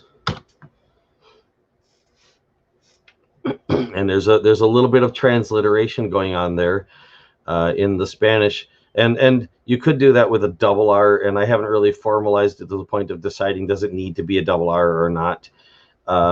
It probably should have been GAT apostrophe O KORR apostrophe AS, except that there isn't any formalized way of pronouncing a double R in Esper. So that would be a matter of people who are actually using the Espanol Esper language, would have to be the ones to decide what is the better way of using it, and common usage would win out. These are, like I said, this is the work of one person built on the work of another person. This should be the work of a community. This should be something that a community gets together and says, let's do this.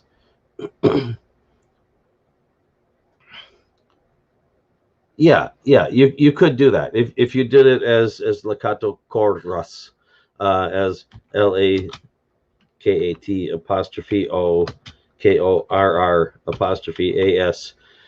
You could do that and then use the Spanish rolled R for the double R, corras. But then you're breaking that rule of one sound per letter, which again, for languages within the Esper family, it is acceptable to do that. But if you do it, you have to allow it in any case where that occurs, because the primary rule of the Esper language, and this is taken straight out of the Pont language bridging system, the primary rule is there are no exceptions. There's no such thing as an exception. If you make an exception, it instantly becomes no longer an exception. In other words, you can use it anywhere. If you used it in one place, you can use it in another. So in that sense, the double R would always, if you're going to pronounce the double R as a rolled R, it would always be pronounced as a rolled R within that particular language in the Esper language family. And but those kinds of things can be restricted to a certain language in the family rather than the whole language family. It is rigid in that sense, yes, or at least intended to be. Now, of course, in actual usage, people are going to do what people are going to do. And of course, you're going to get people who have never heard something be used a certain way, so they're not going to use it that way. And people who don't know that something means a certain thing to a certain person, so they're not going to understand that meaning. But the idea is that, yeah, it's kind of semi-rigid. The idea being that, if somebody wants to throw in some change or some exception or something like that, to make it so that they can't just do that frivolously and think there aren't going to be any consequences to it. This is like a one-off thing. It's only going to happen in this one place, because as soon as they throw that in there, and say, well, I can do this because I put this rule in there, somebody else can say, well, then I can use that rule as well, and you used it here, I can use it over there. So it just puts all the words on equal ground, so to speak. By the way, the j sound, which is done with in Esperanto, is made with a G with a hat. It's a G with a carrot on it. The j sound is written as DJ in Esper, the D making the D sound and the J making a J sound. So you put them together, you get J, like the soft G. The letter J in Esperanto sounds like the English letter Y. In Esper, you just use the letter Y. So, yeah, the phonetics are a little bit different, like what happened with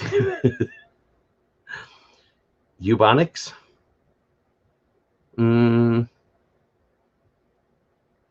Do I know what you mean, or do I not know what you mean?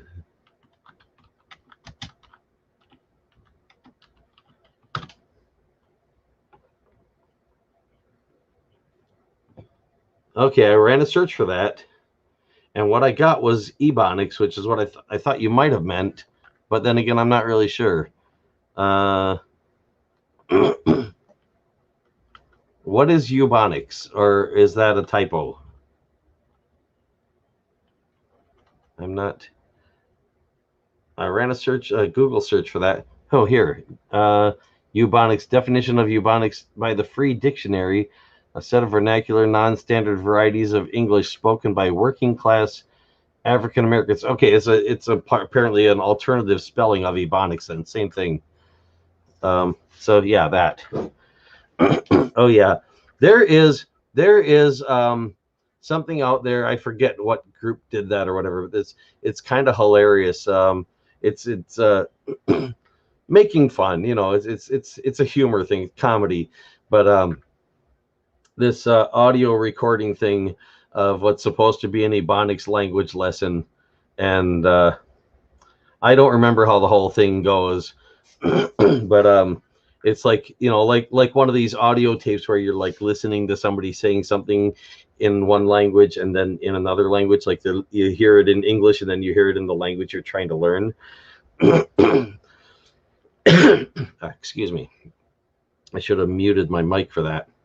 At any rate, so like one of the things in that language lesson is like, I admire your fashionable running shoes. And the translation comes back, drop them Nikes off your ass before I blast you, mother.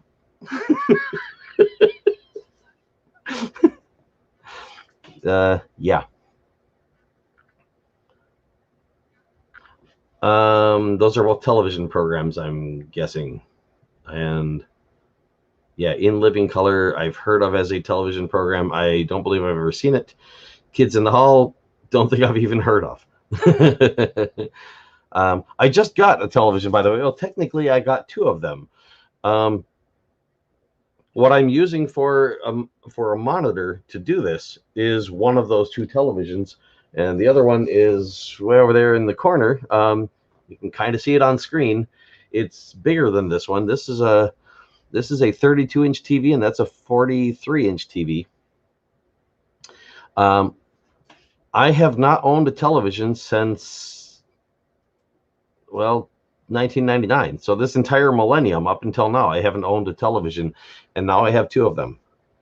And I set up this TV just for the computer, because when I bought the computer, I couldn't get the television right away. So I went out and I bought a smaller one than what I was going to use, just, you know, to have something to test it out on and get everything set up, because I had already scheduled when my episode 1 was going to be, and I wanted to make sure I had everything ready in time.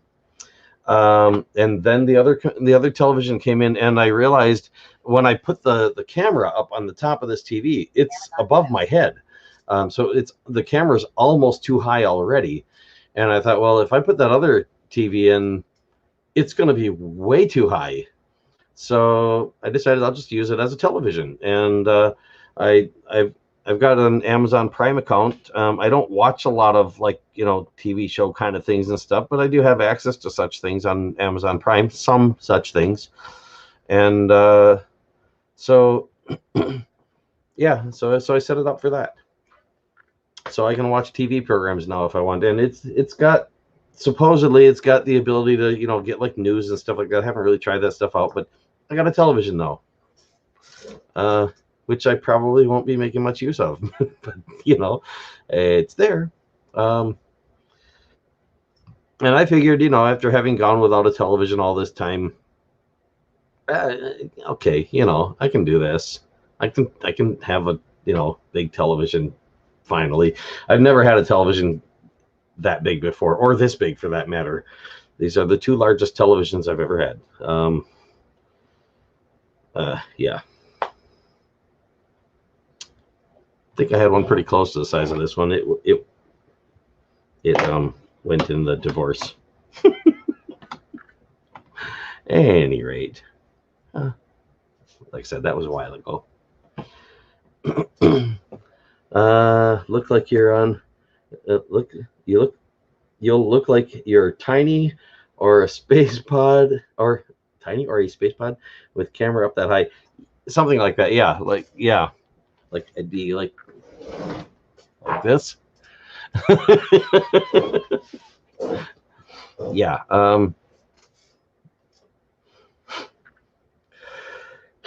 Yeah. That's all I've had is the cable internet, for quite a while. I've had actually a few different internet providers over the years since I've moved into the Los Angeles area, and my current internet provider, by the way, I'm bad with time and dates, and I had it set up on auto pay, and I forget what went wrong with one of my cards, and I had to get the card replaced. And when I went to put it back on auto pay, because it lost the auto pay when the one card went bad.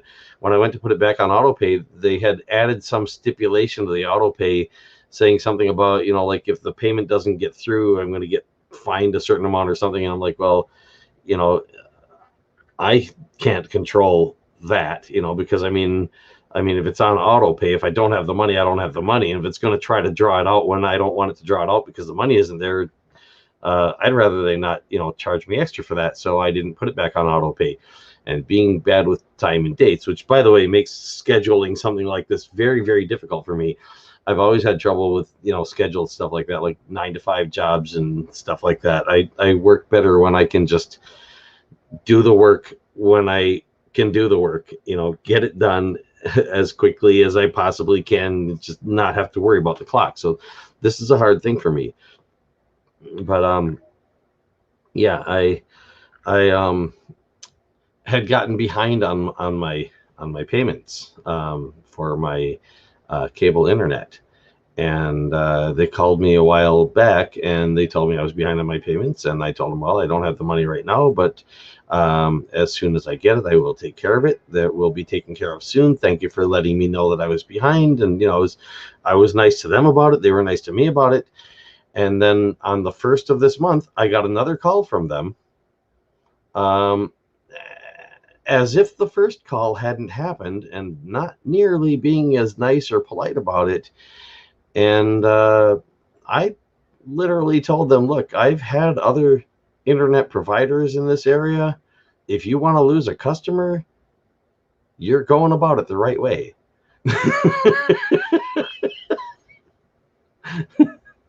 It's like, I already told someone I'll be taking care of it, and I'm good for my word. It's like, don't be doing that to me. I got enough stress in life. So yeah. Oh yeah, what I was saying about the pronouns. Yeah, here, I'll type this out. Okay. Let's see. First person, second person, third person. I, you, he, she, they, it, he, she, I, you, he, she, it. Okay, that would be I is me. V, that's you. Okay, he, she, G. There are others, but that's that. Oh, he, she, Lee, G.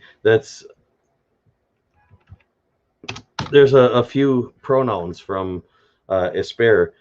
Me is I, V is you, he is he, she is she, or mi, vi, hi, shi, li, if you want to do formal Esper as opposed to, using Esperanto phonetics.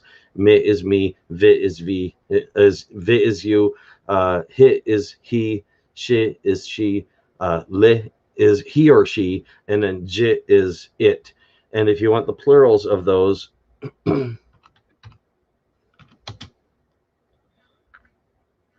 that would be imi, ivi, ihi, ishi, ili,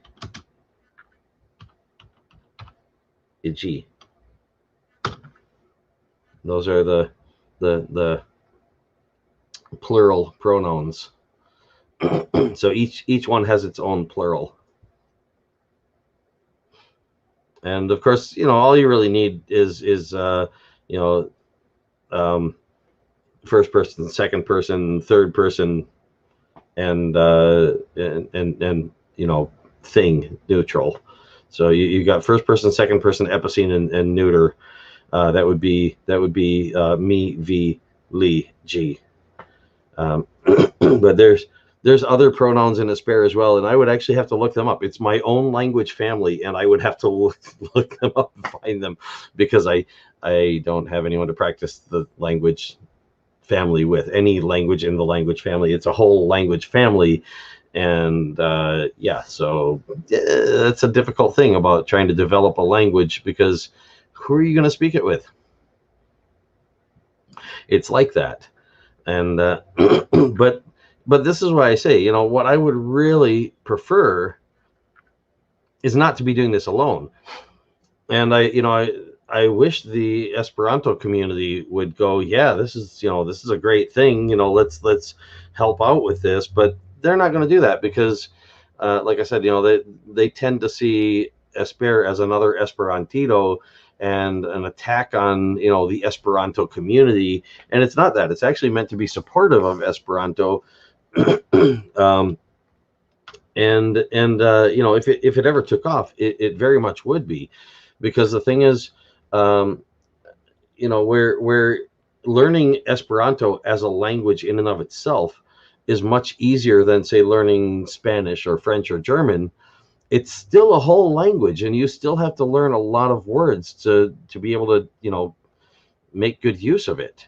As opposed to if say, for example, you're an English speaker and you were to learn English Esper, you don't have to learn all of the different words. You learn a small number of words, and then you learn rules to adapt English words into being English Esper words.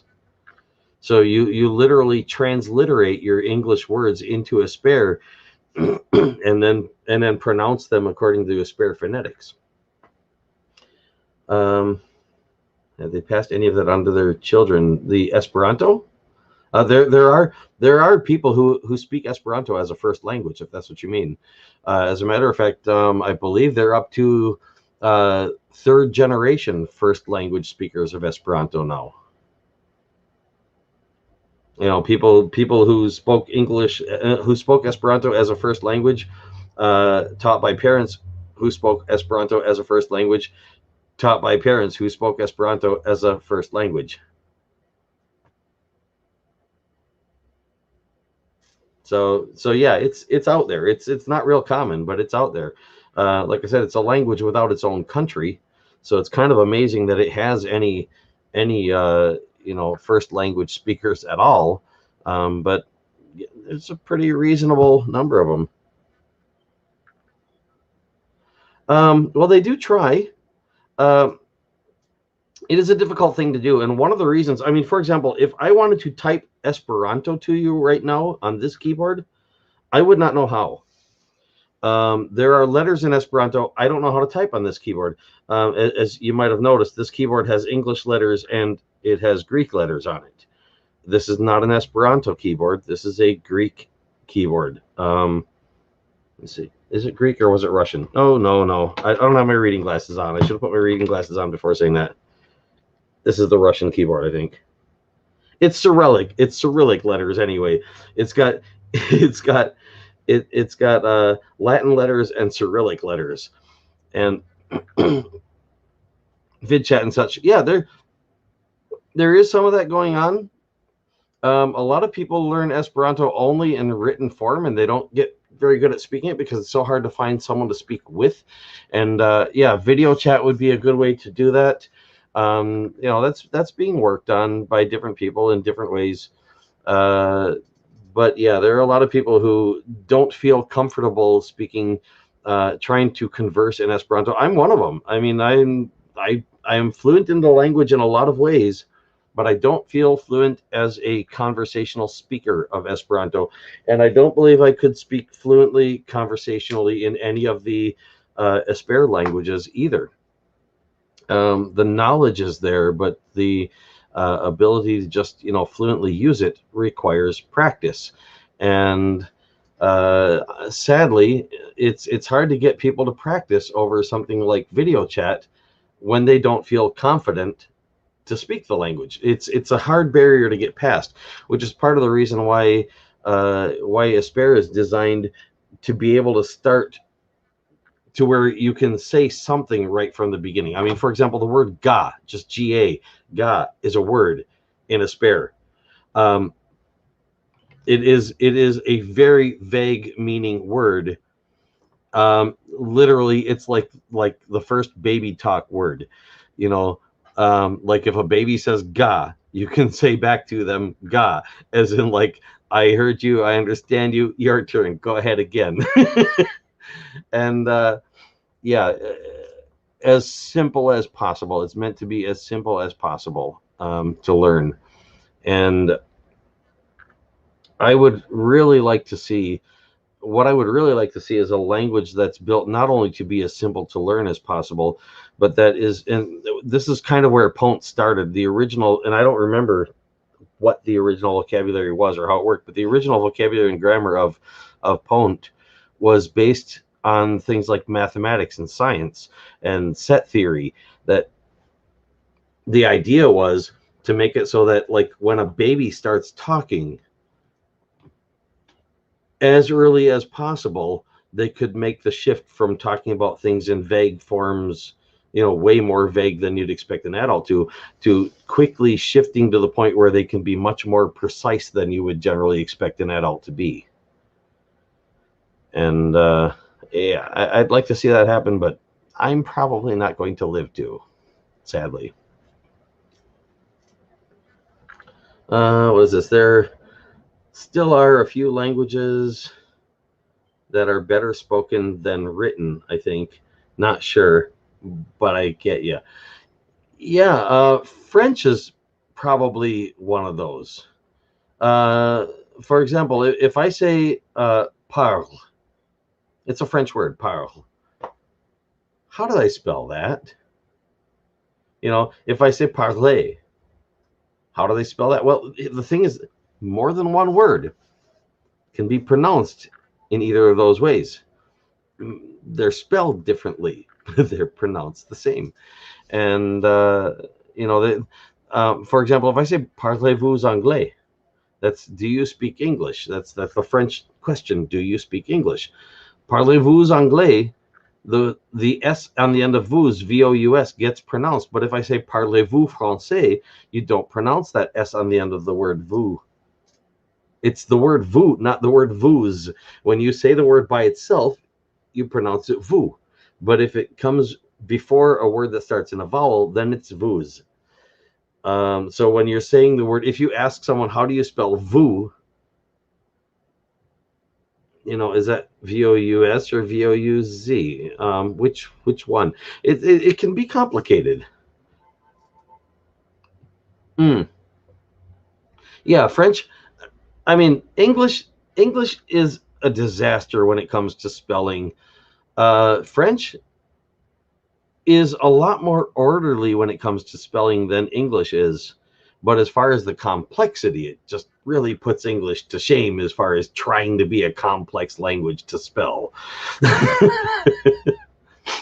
But the reason behind that, as I understand it from my study of the linguistic history, the evolution of the French language, is that parliament was originally developed specifically to make the French language easier to pronounce, more fluid, able to like flow better in spoken form. And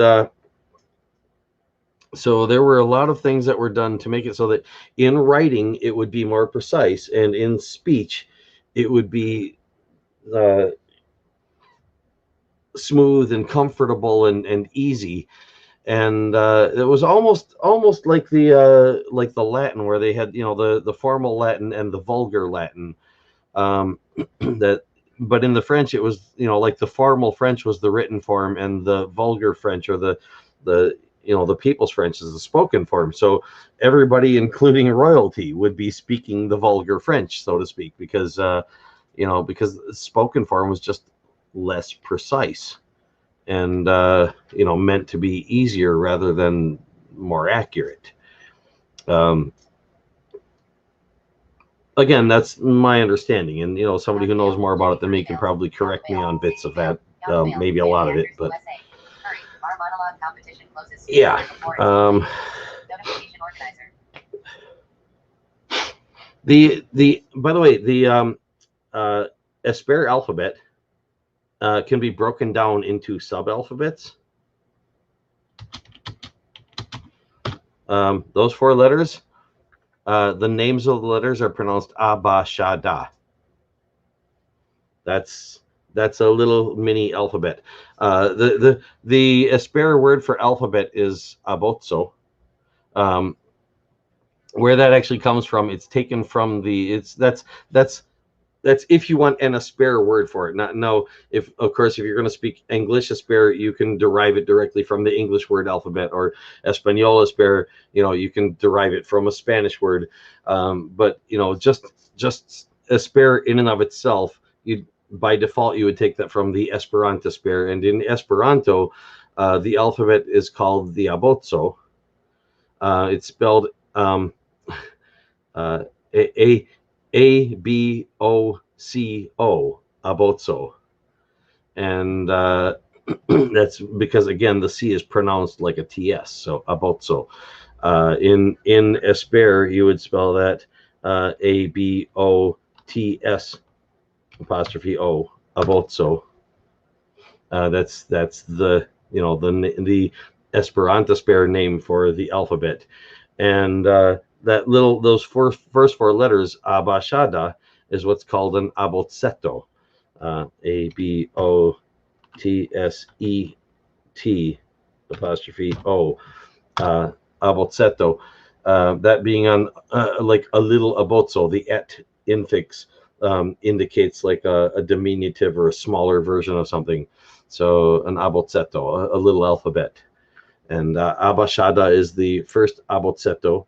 Efegehe, efegehe is the second abotsetto. I, ji, ki, le, me, ni is the third abotsetto. O, ho, ho, ro, so, to is the fourth abotsetto, and u, v, w, th, y, z is the fifth abotsetto. So that's your 5 abotsettoi of the Esper alphabet. Abotsettoi being the plural of abotsetto. The Y on the end makes it plural. Bo, set, oi. That's the plural word, abotsettoi. Now, as I mentioned earlier, you in the pronouns, you can pluralize something by putting the letter I in front of it. You can say I abotsetto. But that's like a secondary pluralization. In the case of the pronouns, because of their form. It's the more convenient one. But that's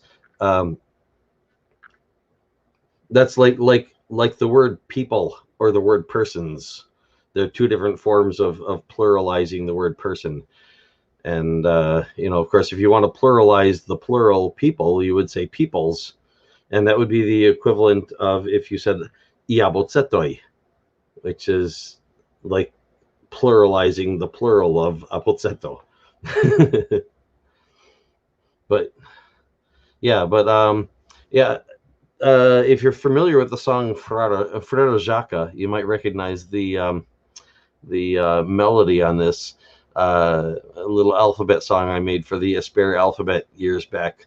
Aba shada efege ejike lemene opohorosoto uvo with the yuzu cantulo abot. So that little last part on the end, cantulo. Cantu is like should sing.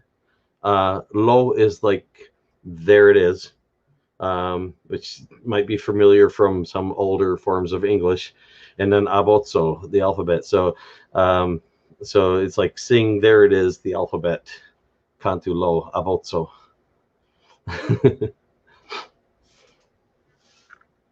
Little derivative song for memorizing the Asper alphabet. Abashada efege ijiki limine opohorosoto uvu with the yuzu kantu lo abot. So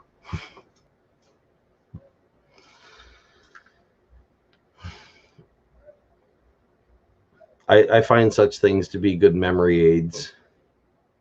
Like the English alphabet. Have you ever tried to sing the English alphabet?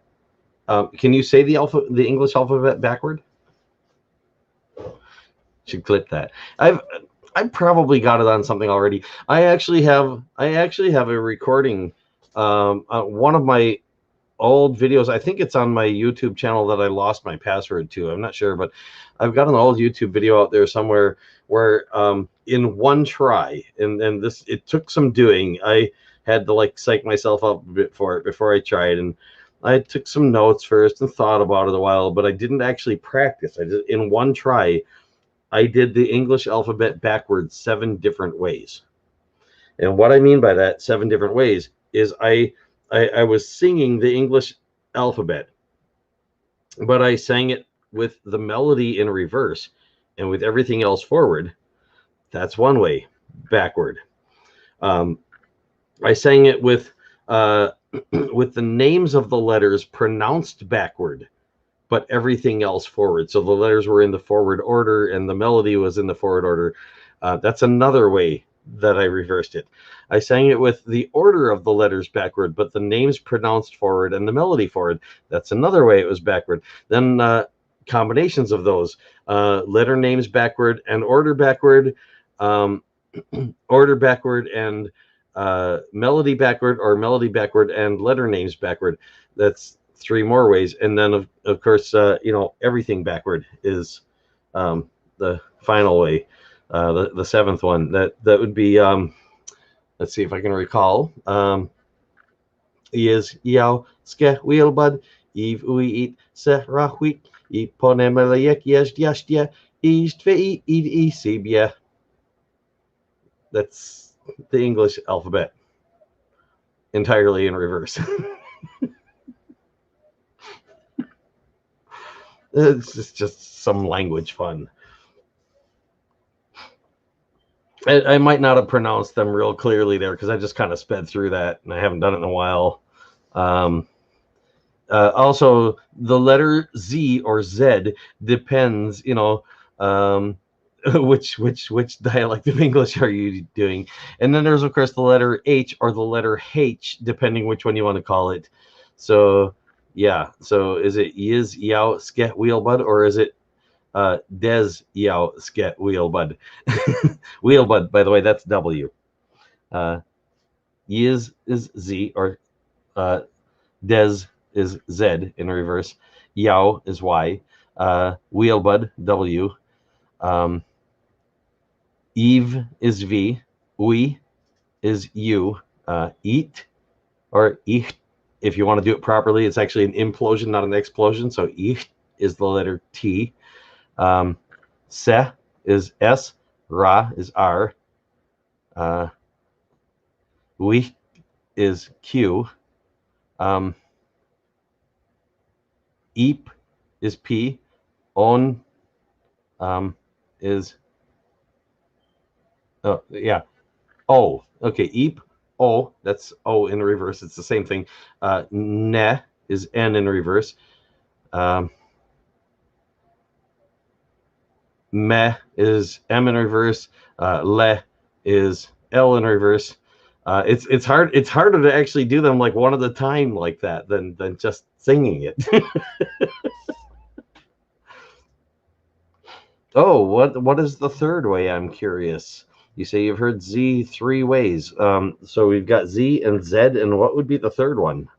Can you type some sort of a phonetic of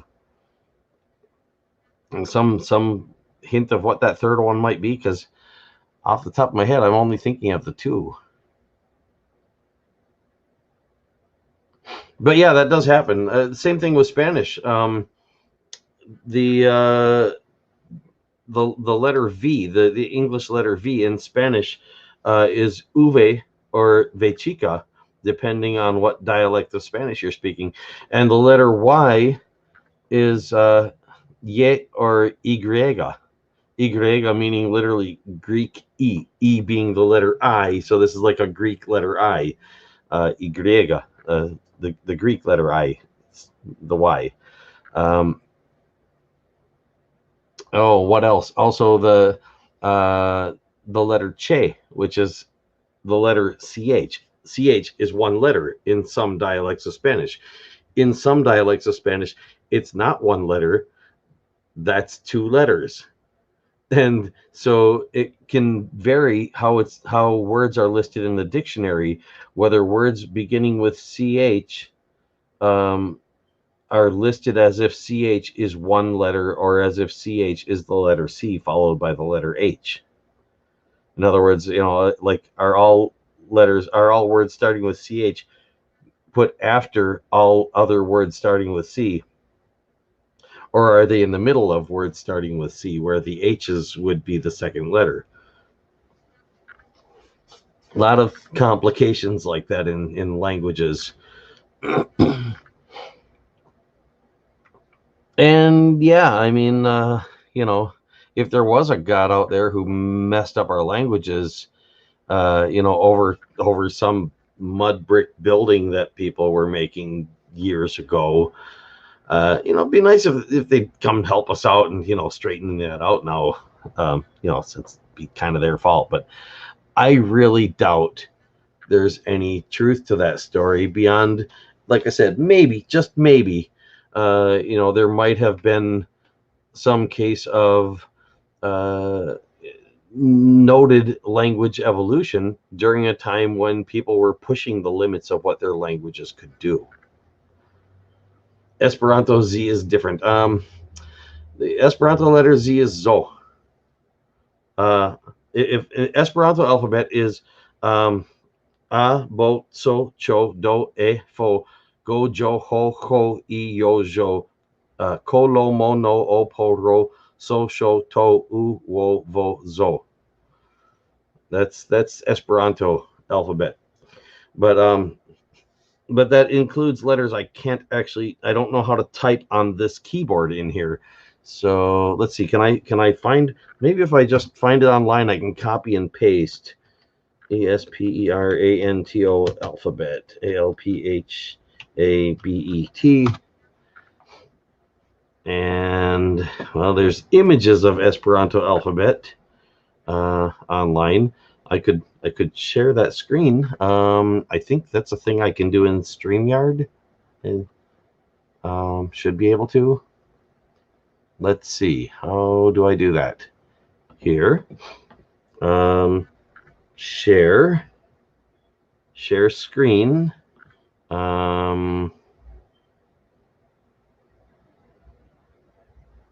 Okay. application window.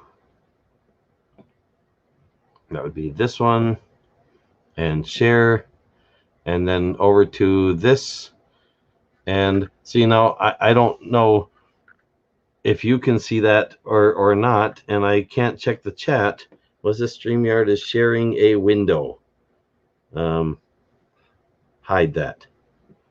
Let's see. Did I? Oh, I didn't. Did I make it visible? Yeah, that's visible. Okay, so that's showing up in there.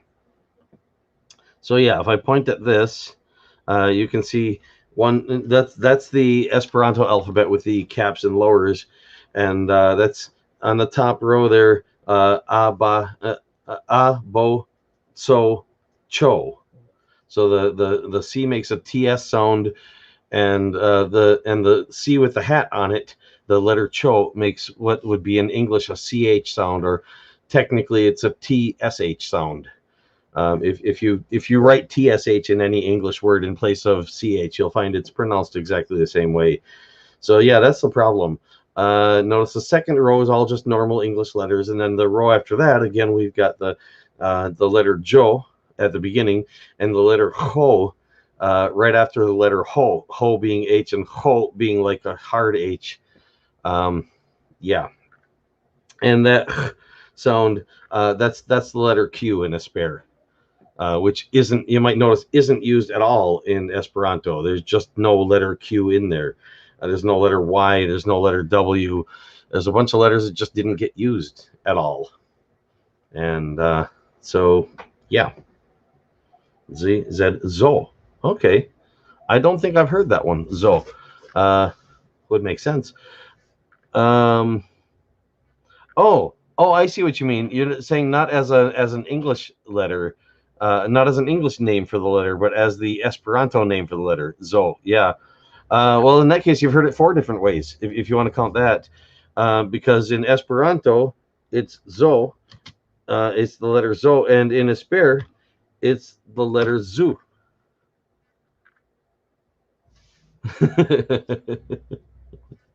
So yeah, Z, Z, Zo, Zu. And in Spanish, that's the letter Zeta. Doesn't even have a Z sound. It has an S sound. Well, Zeta, or depending on the dialect of Spanish, can be also the letter Theta. You might recognize that one from the Greek, Theta.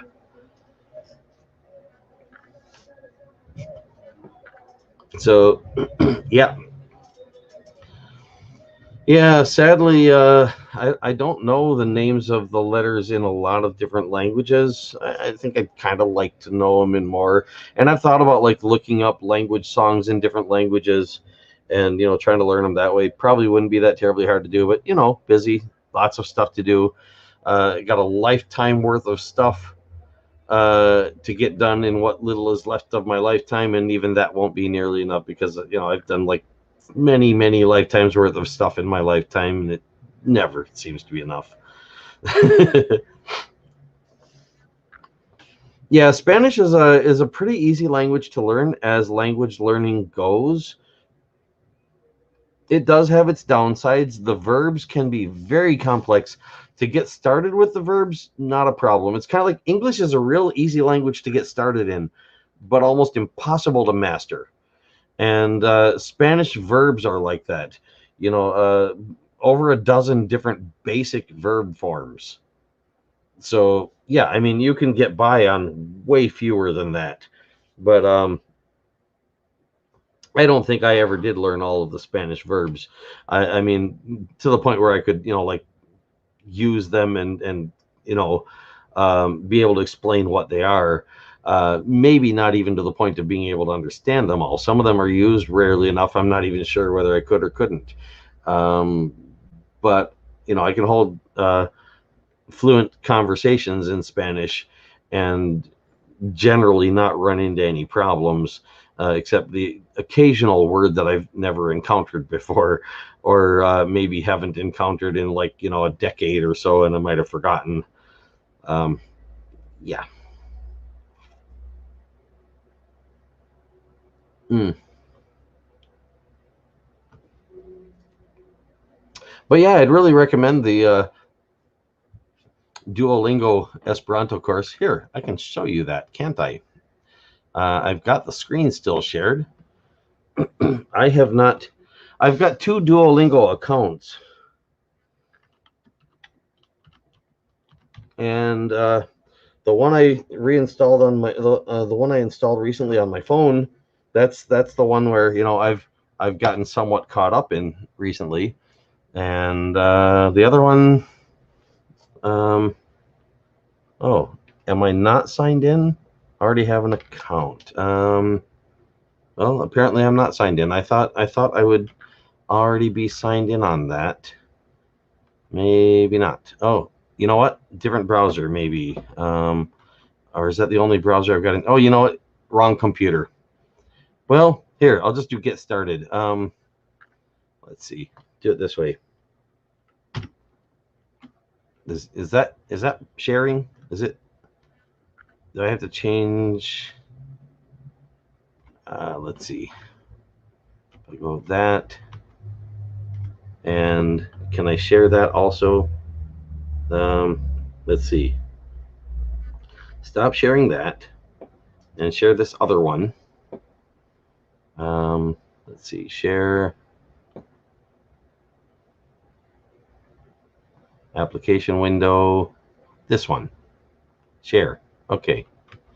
Now go over here and type Duolingo.com. This should give me a clean start on it. If I just go get started and pick a language. Let's see. I want to learn Esperanto. Here it is. 294,000 learners of Esperanto in there. It's the same number as the number of people learning Navajo in here, and less than are learning Klingon.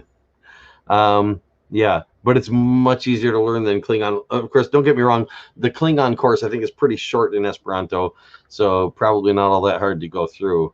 What is this? How did you hear about us? I'll just put other because uh-oh, gotta hide that so I can see this. Continue. Okay. Why are you learning a language? I'll just click other, just because I'm just trying to get through this. Great. Now choose a daily goal. Other. Casual. Whatever. Because I'm not planning on staying in here. Not now. There. Okay. Choose your path. Learning Esperanto for the first time. We'll just do that. Starting from scratch. Laboras. Mi. Okay. It says mi laboras. It says remember that you can always hover over words to see what they mean. Mi. Mi. And so it's showing the word Laboras. me. And yeah, mi. Mi. Laboras. I don't know if you can hear that. Laboras. It's pronouncing them out of the speaker on the monitor, or yeah, well, my television technically. And so I can click on these things. I am working to make the word. Notice you can point on it and see that me means I, and laboras means am working, are working, or is working. And again, these things aren't going to be perfect, but it's enough to figure it out. You got to do a little mental exercise, which is good for learning a language. And so that, and then continue. Mi estas Sofia. It says write this in English. Mi esta Sofia is, oh, not hello. I am Sofia. And continue. Mi estas Adamo. Now, Saluton, Adamo kai Sofia. I'm not expecting you're going to go this quickly, by the way, your first time in there. Like I said, I know the language. Saluton, Adamo kai Sofia is hello. Sofia. Hello, Adam and Sophia. So, hello, Adam and Sophia. Now, notice they've got 2 different Sophias to pick from. It should take either one, but I'm going to take the one that's the same spelling as what they've got up there. And Sophia is working. Sophia laboras. Labor is like the English word labor. Laboras being the present tense verb of labor. And again, in Esperanto, you wouldn't drop that as off and make it labor. But in Esperanto, you can do that if you want. It just becomes ambiguous, what part of speech it is. Continue. Hello, Sophia. Saluton, Saluton, Sophia. Sofia. So I'm going to switch back over here and see. Oh, where? There. Okay, catching up on the chat stuff. Okay, LOL. Yep, it's sharing. It was. Oh wow. LOL. YouTuber. I can hear it. I van hear it. Yeah. Okay. And so I'll go back in here. Continue. Oh, here. Hide this because it's doing that again. Continue. Sophia and Adam. Sophia, Kai, Adamo. Adamo. And check. And this is what I was talking about when I was going like random languages, and I was basically doing this with random languages. Once in a while, I got to stop and hover over one of the words and see, what does that word mean? But for the most part, it's just, just keep going. It's all low level stuff, of course, but still, it's just an interesting feeling because I had done them at the lower levels before, and I went through the whole courses. I went through like every course Duolingo had, and then it hadn't been in it for years. So when I went back in there, I was thinking like this, I'm like not gonna know my way around any of these languages like at all because it's been so long. Haven't studied them there or anywhere else in ages, and but no, still got bits and pieces in my head. Okay, you've reached your daily goal. Continue. You've earned 4 lingots. I would ignore those. 1 day streak. Wow, a whole day. You've unlocked a gift, a streak freeze. So yeah, oops. Well, I didn't really care if I equipped that or whatever. Create a profile later because no, I don't want to create a profile. Okay, and here's your little bubble things. And here, if you've got more than one available, you can pick which one you want to go into. Right now, there's only this one available. Once I finish level 1 on that, then these other 2 will become available just underneath it, and I could pick between those. And yeah, so, and there's, oh yeah, the tips. Can I go back? Yeah, tips. And if you click on tips, there's some instructions for Esperanto, and it tells about the Esperanto alphabet and stuff like that. Helpful stuff. So,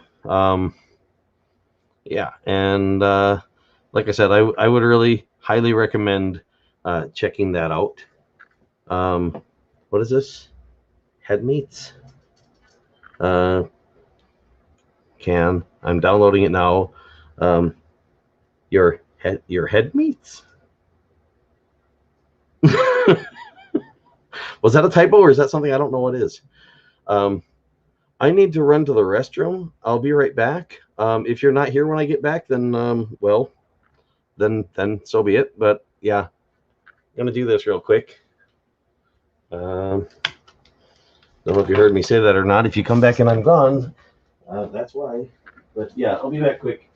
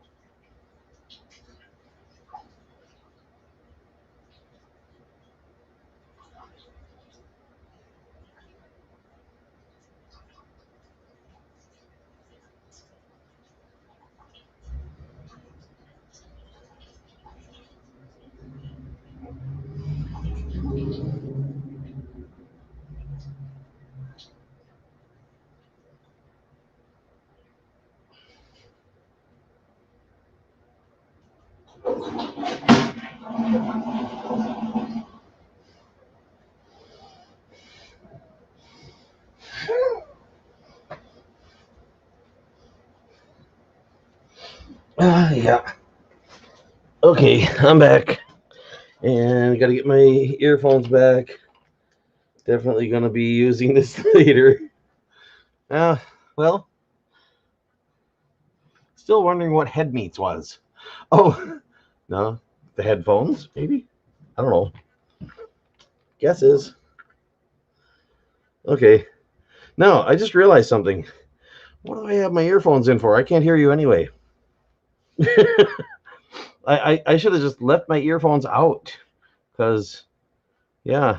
What good are they doing? Now, if any gods had shown up, then I'd need them to hear them talking to me, Um, oh, oh, head meat. Okay, now I get it. Head meats. The being plural, I suppose, threw me off. Um, yeah, of course, yeah, of course, your nose would also be head meat. So would your ears, and but yeah, I get it.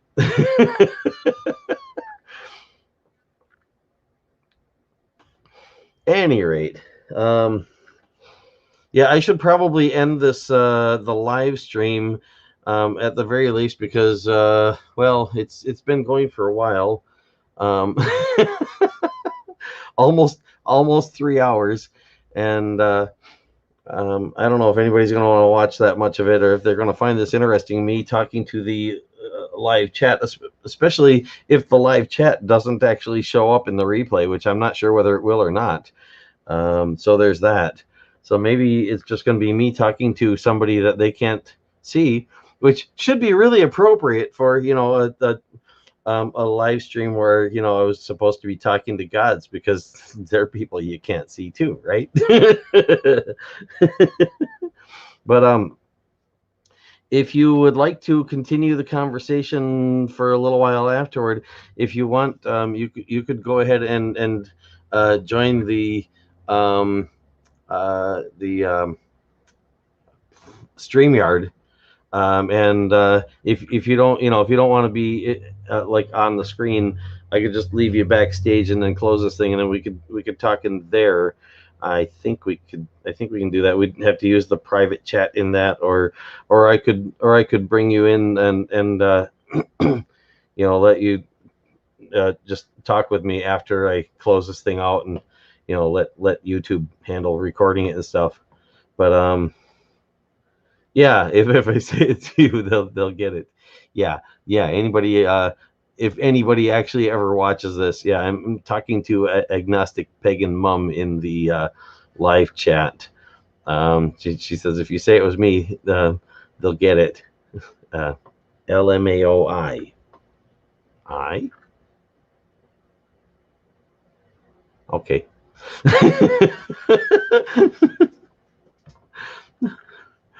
uh, that reminds me of an old chat program called Powwow years ago. That one of the common things to type in there when somebody said something funny was ROTFLMBO,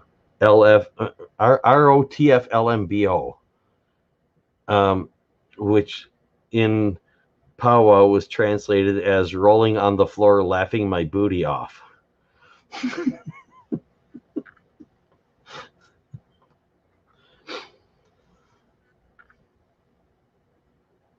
Yeah, basically the same thing, but with a B instead of an A. Yeah, it was ROTFLMBO, and the B was translated as booty, BOOTY, laughing my booty off. Like, you're wearing small boots, maybe?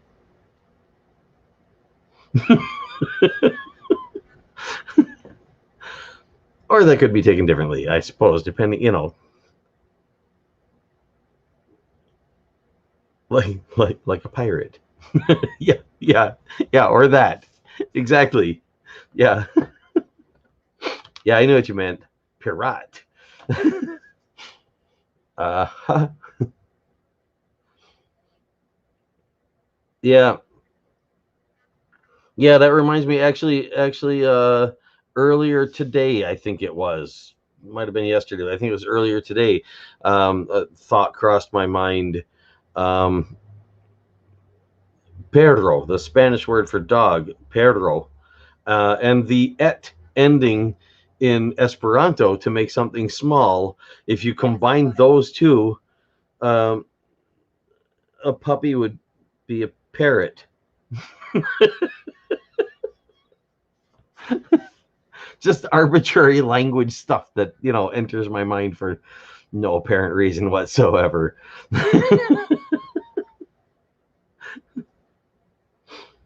Yeah.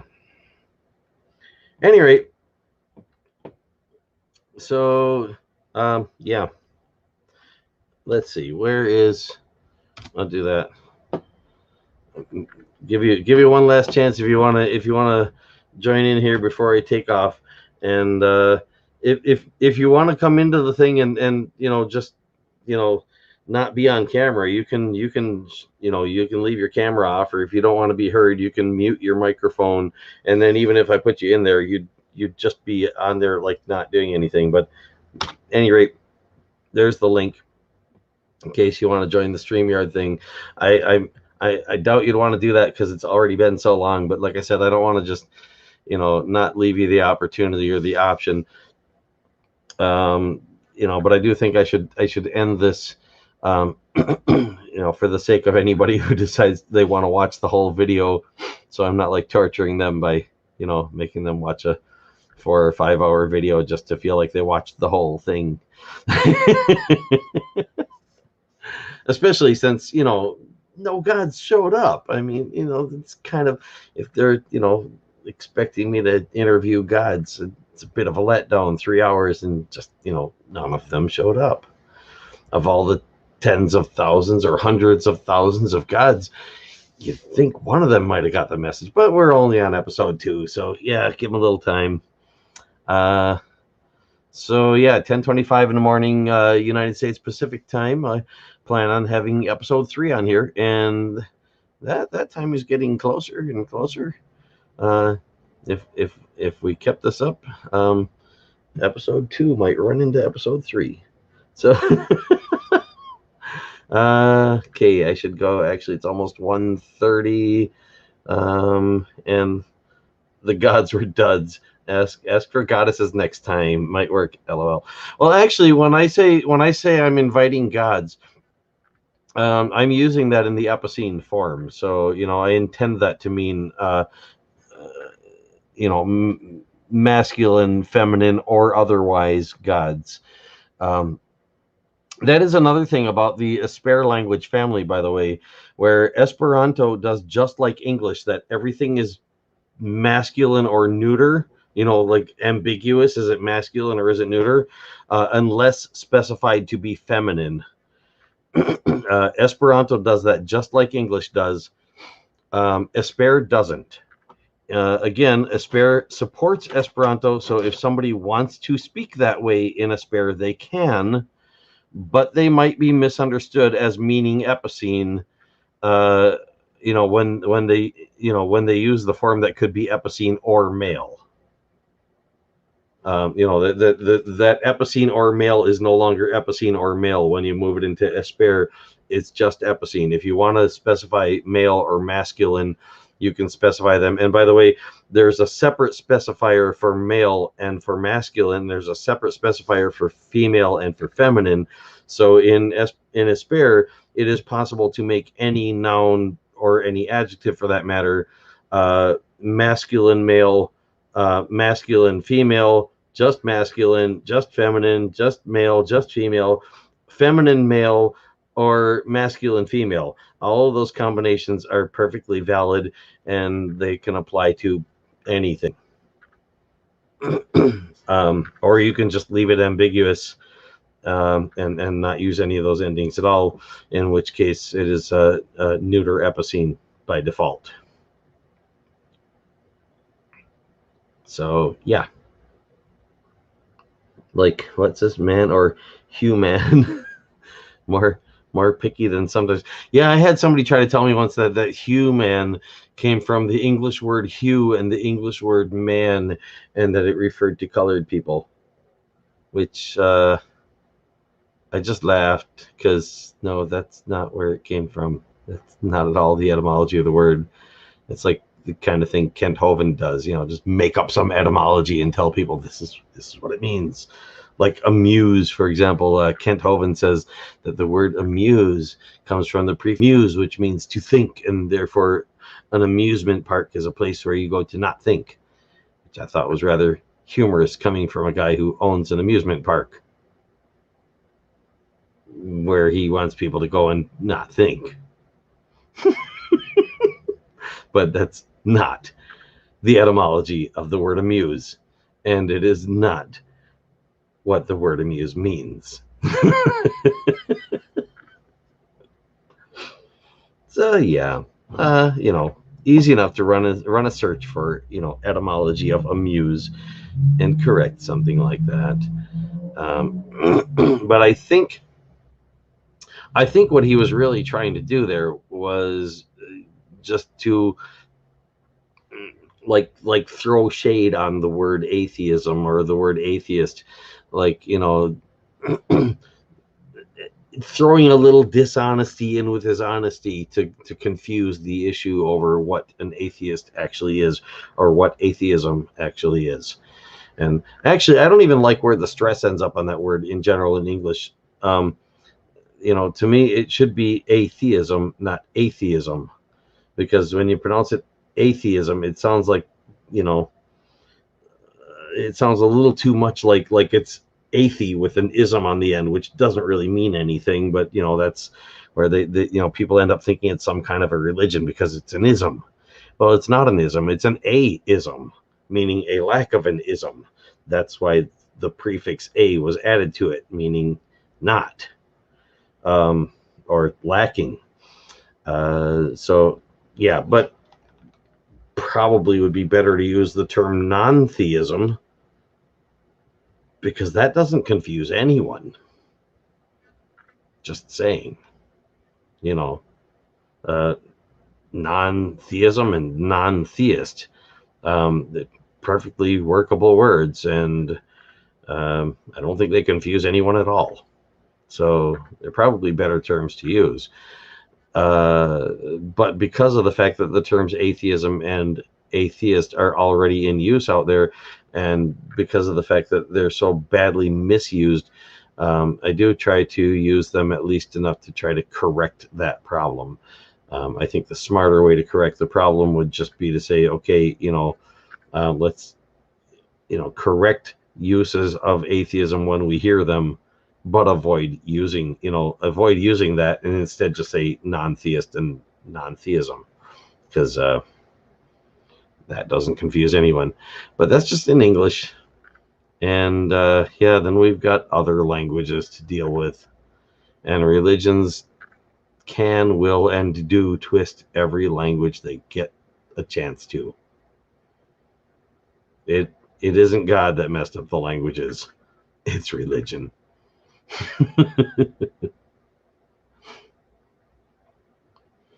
All right. Well, I don't expect to see you on episode 3, because you've been up this late, but I gotta be there one way or the other. So if I see you there, I see you there. And yeah, if anybody actually watches this thing all the way through, or at least watches the end of it, hi. And thanks. And sorry no gods showed up. We'll try again. Trying to give them the chance, right? Yeah, I don't think they're ever going to show up. I don't think the gods are going to show up, because I don't think there are any gods. But if I run this series long enough, something should come along eventually presenting itself as a god. And then we'll see whether or not it is and how we can tell. And maybe we'll learn something in the process. And just maybe, maybe some theist will invite their god to actually show up here, and their god might actually do that. I mean, after all, if it's invited, why not? It supposedly showed up in the Garden of Eden and talked with Adam and Eve, and showed up in all kinds of other places in the Bible. I mean, why shouldn't it be able and willing to do that now? Especially, where it wouldn't have to be translated and retranslated and all this other stuff. So oh, okay, I see that. All right, well, I'm going to end the stream then. If you hang around in there, yeah, I'll add you in. Do you want me to add you in now, or just I'll just do this? Thanks, everyone.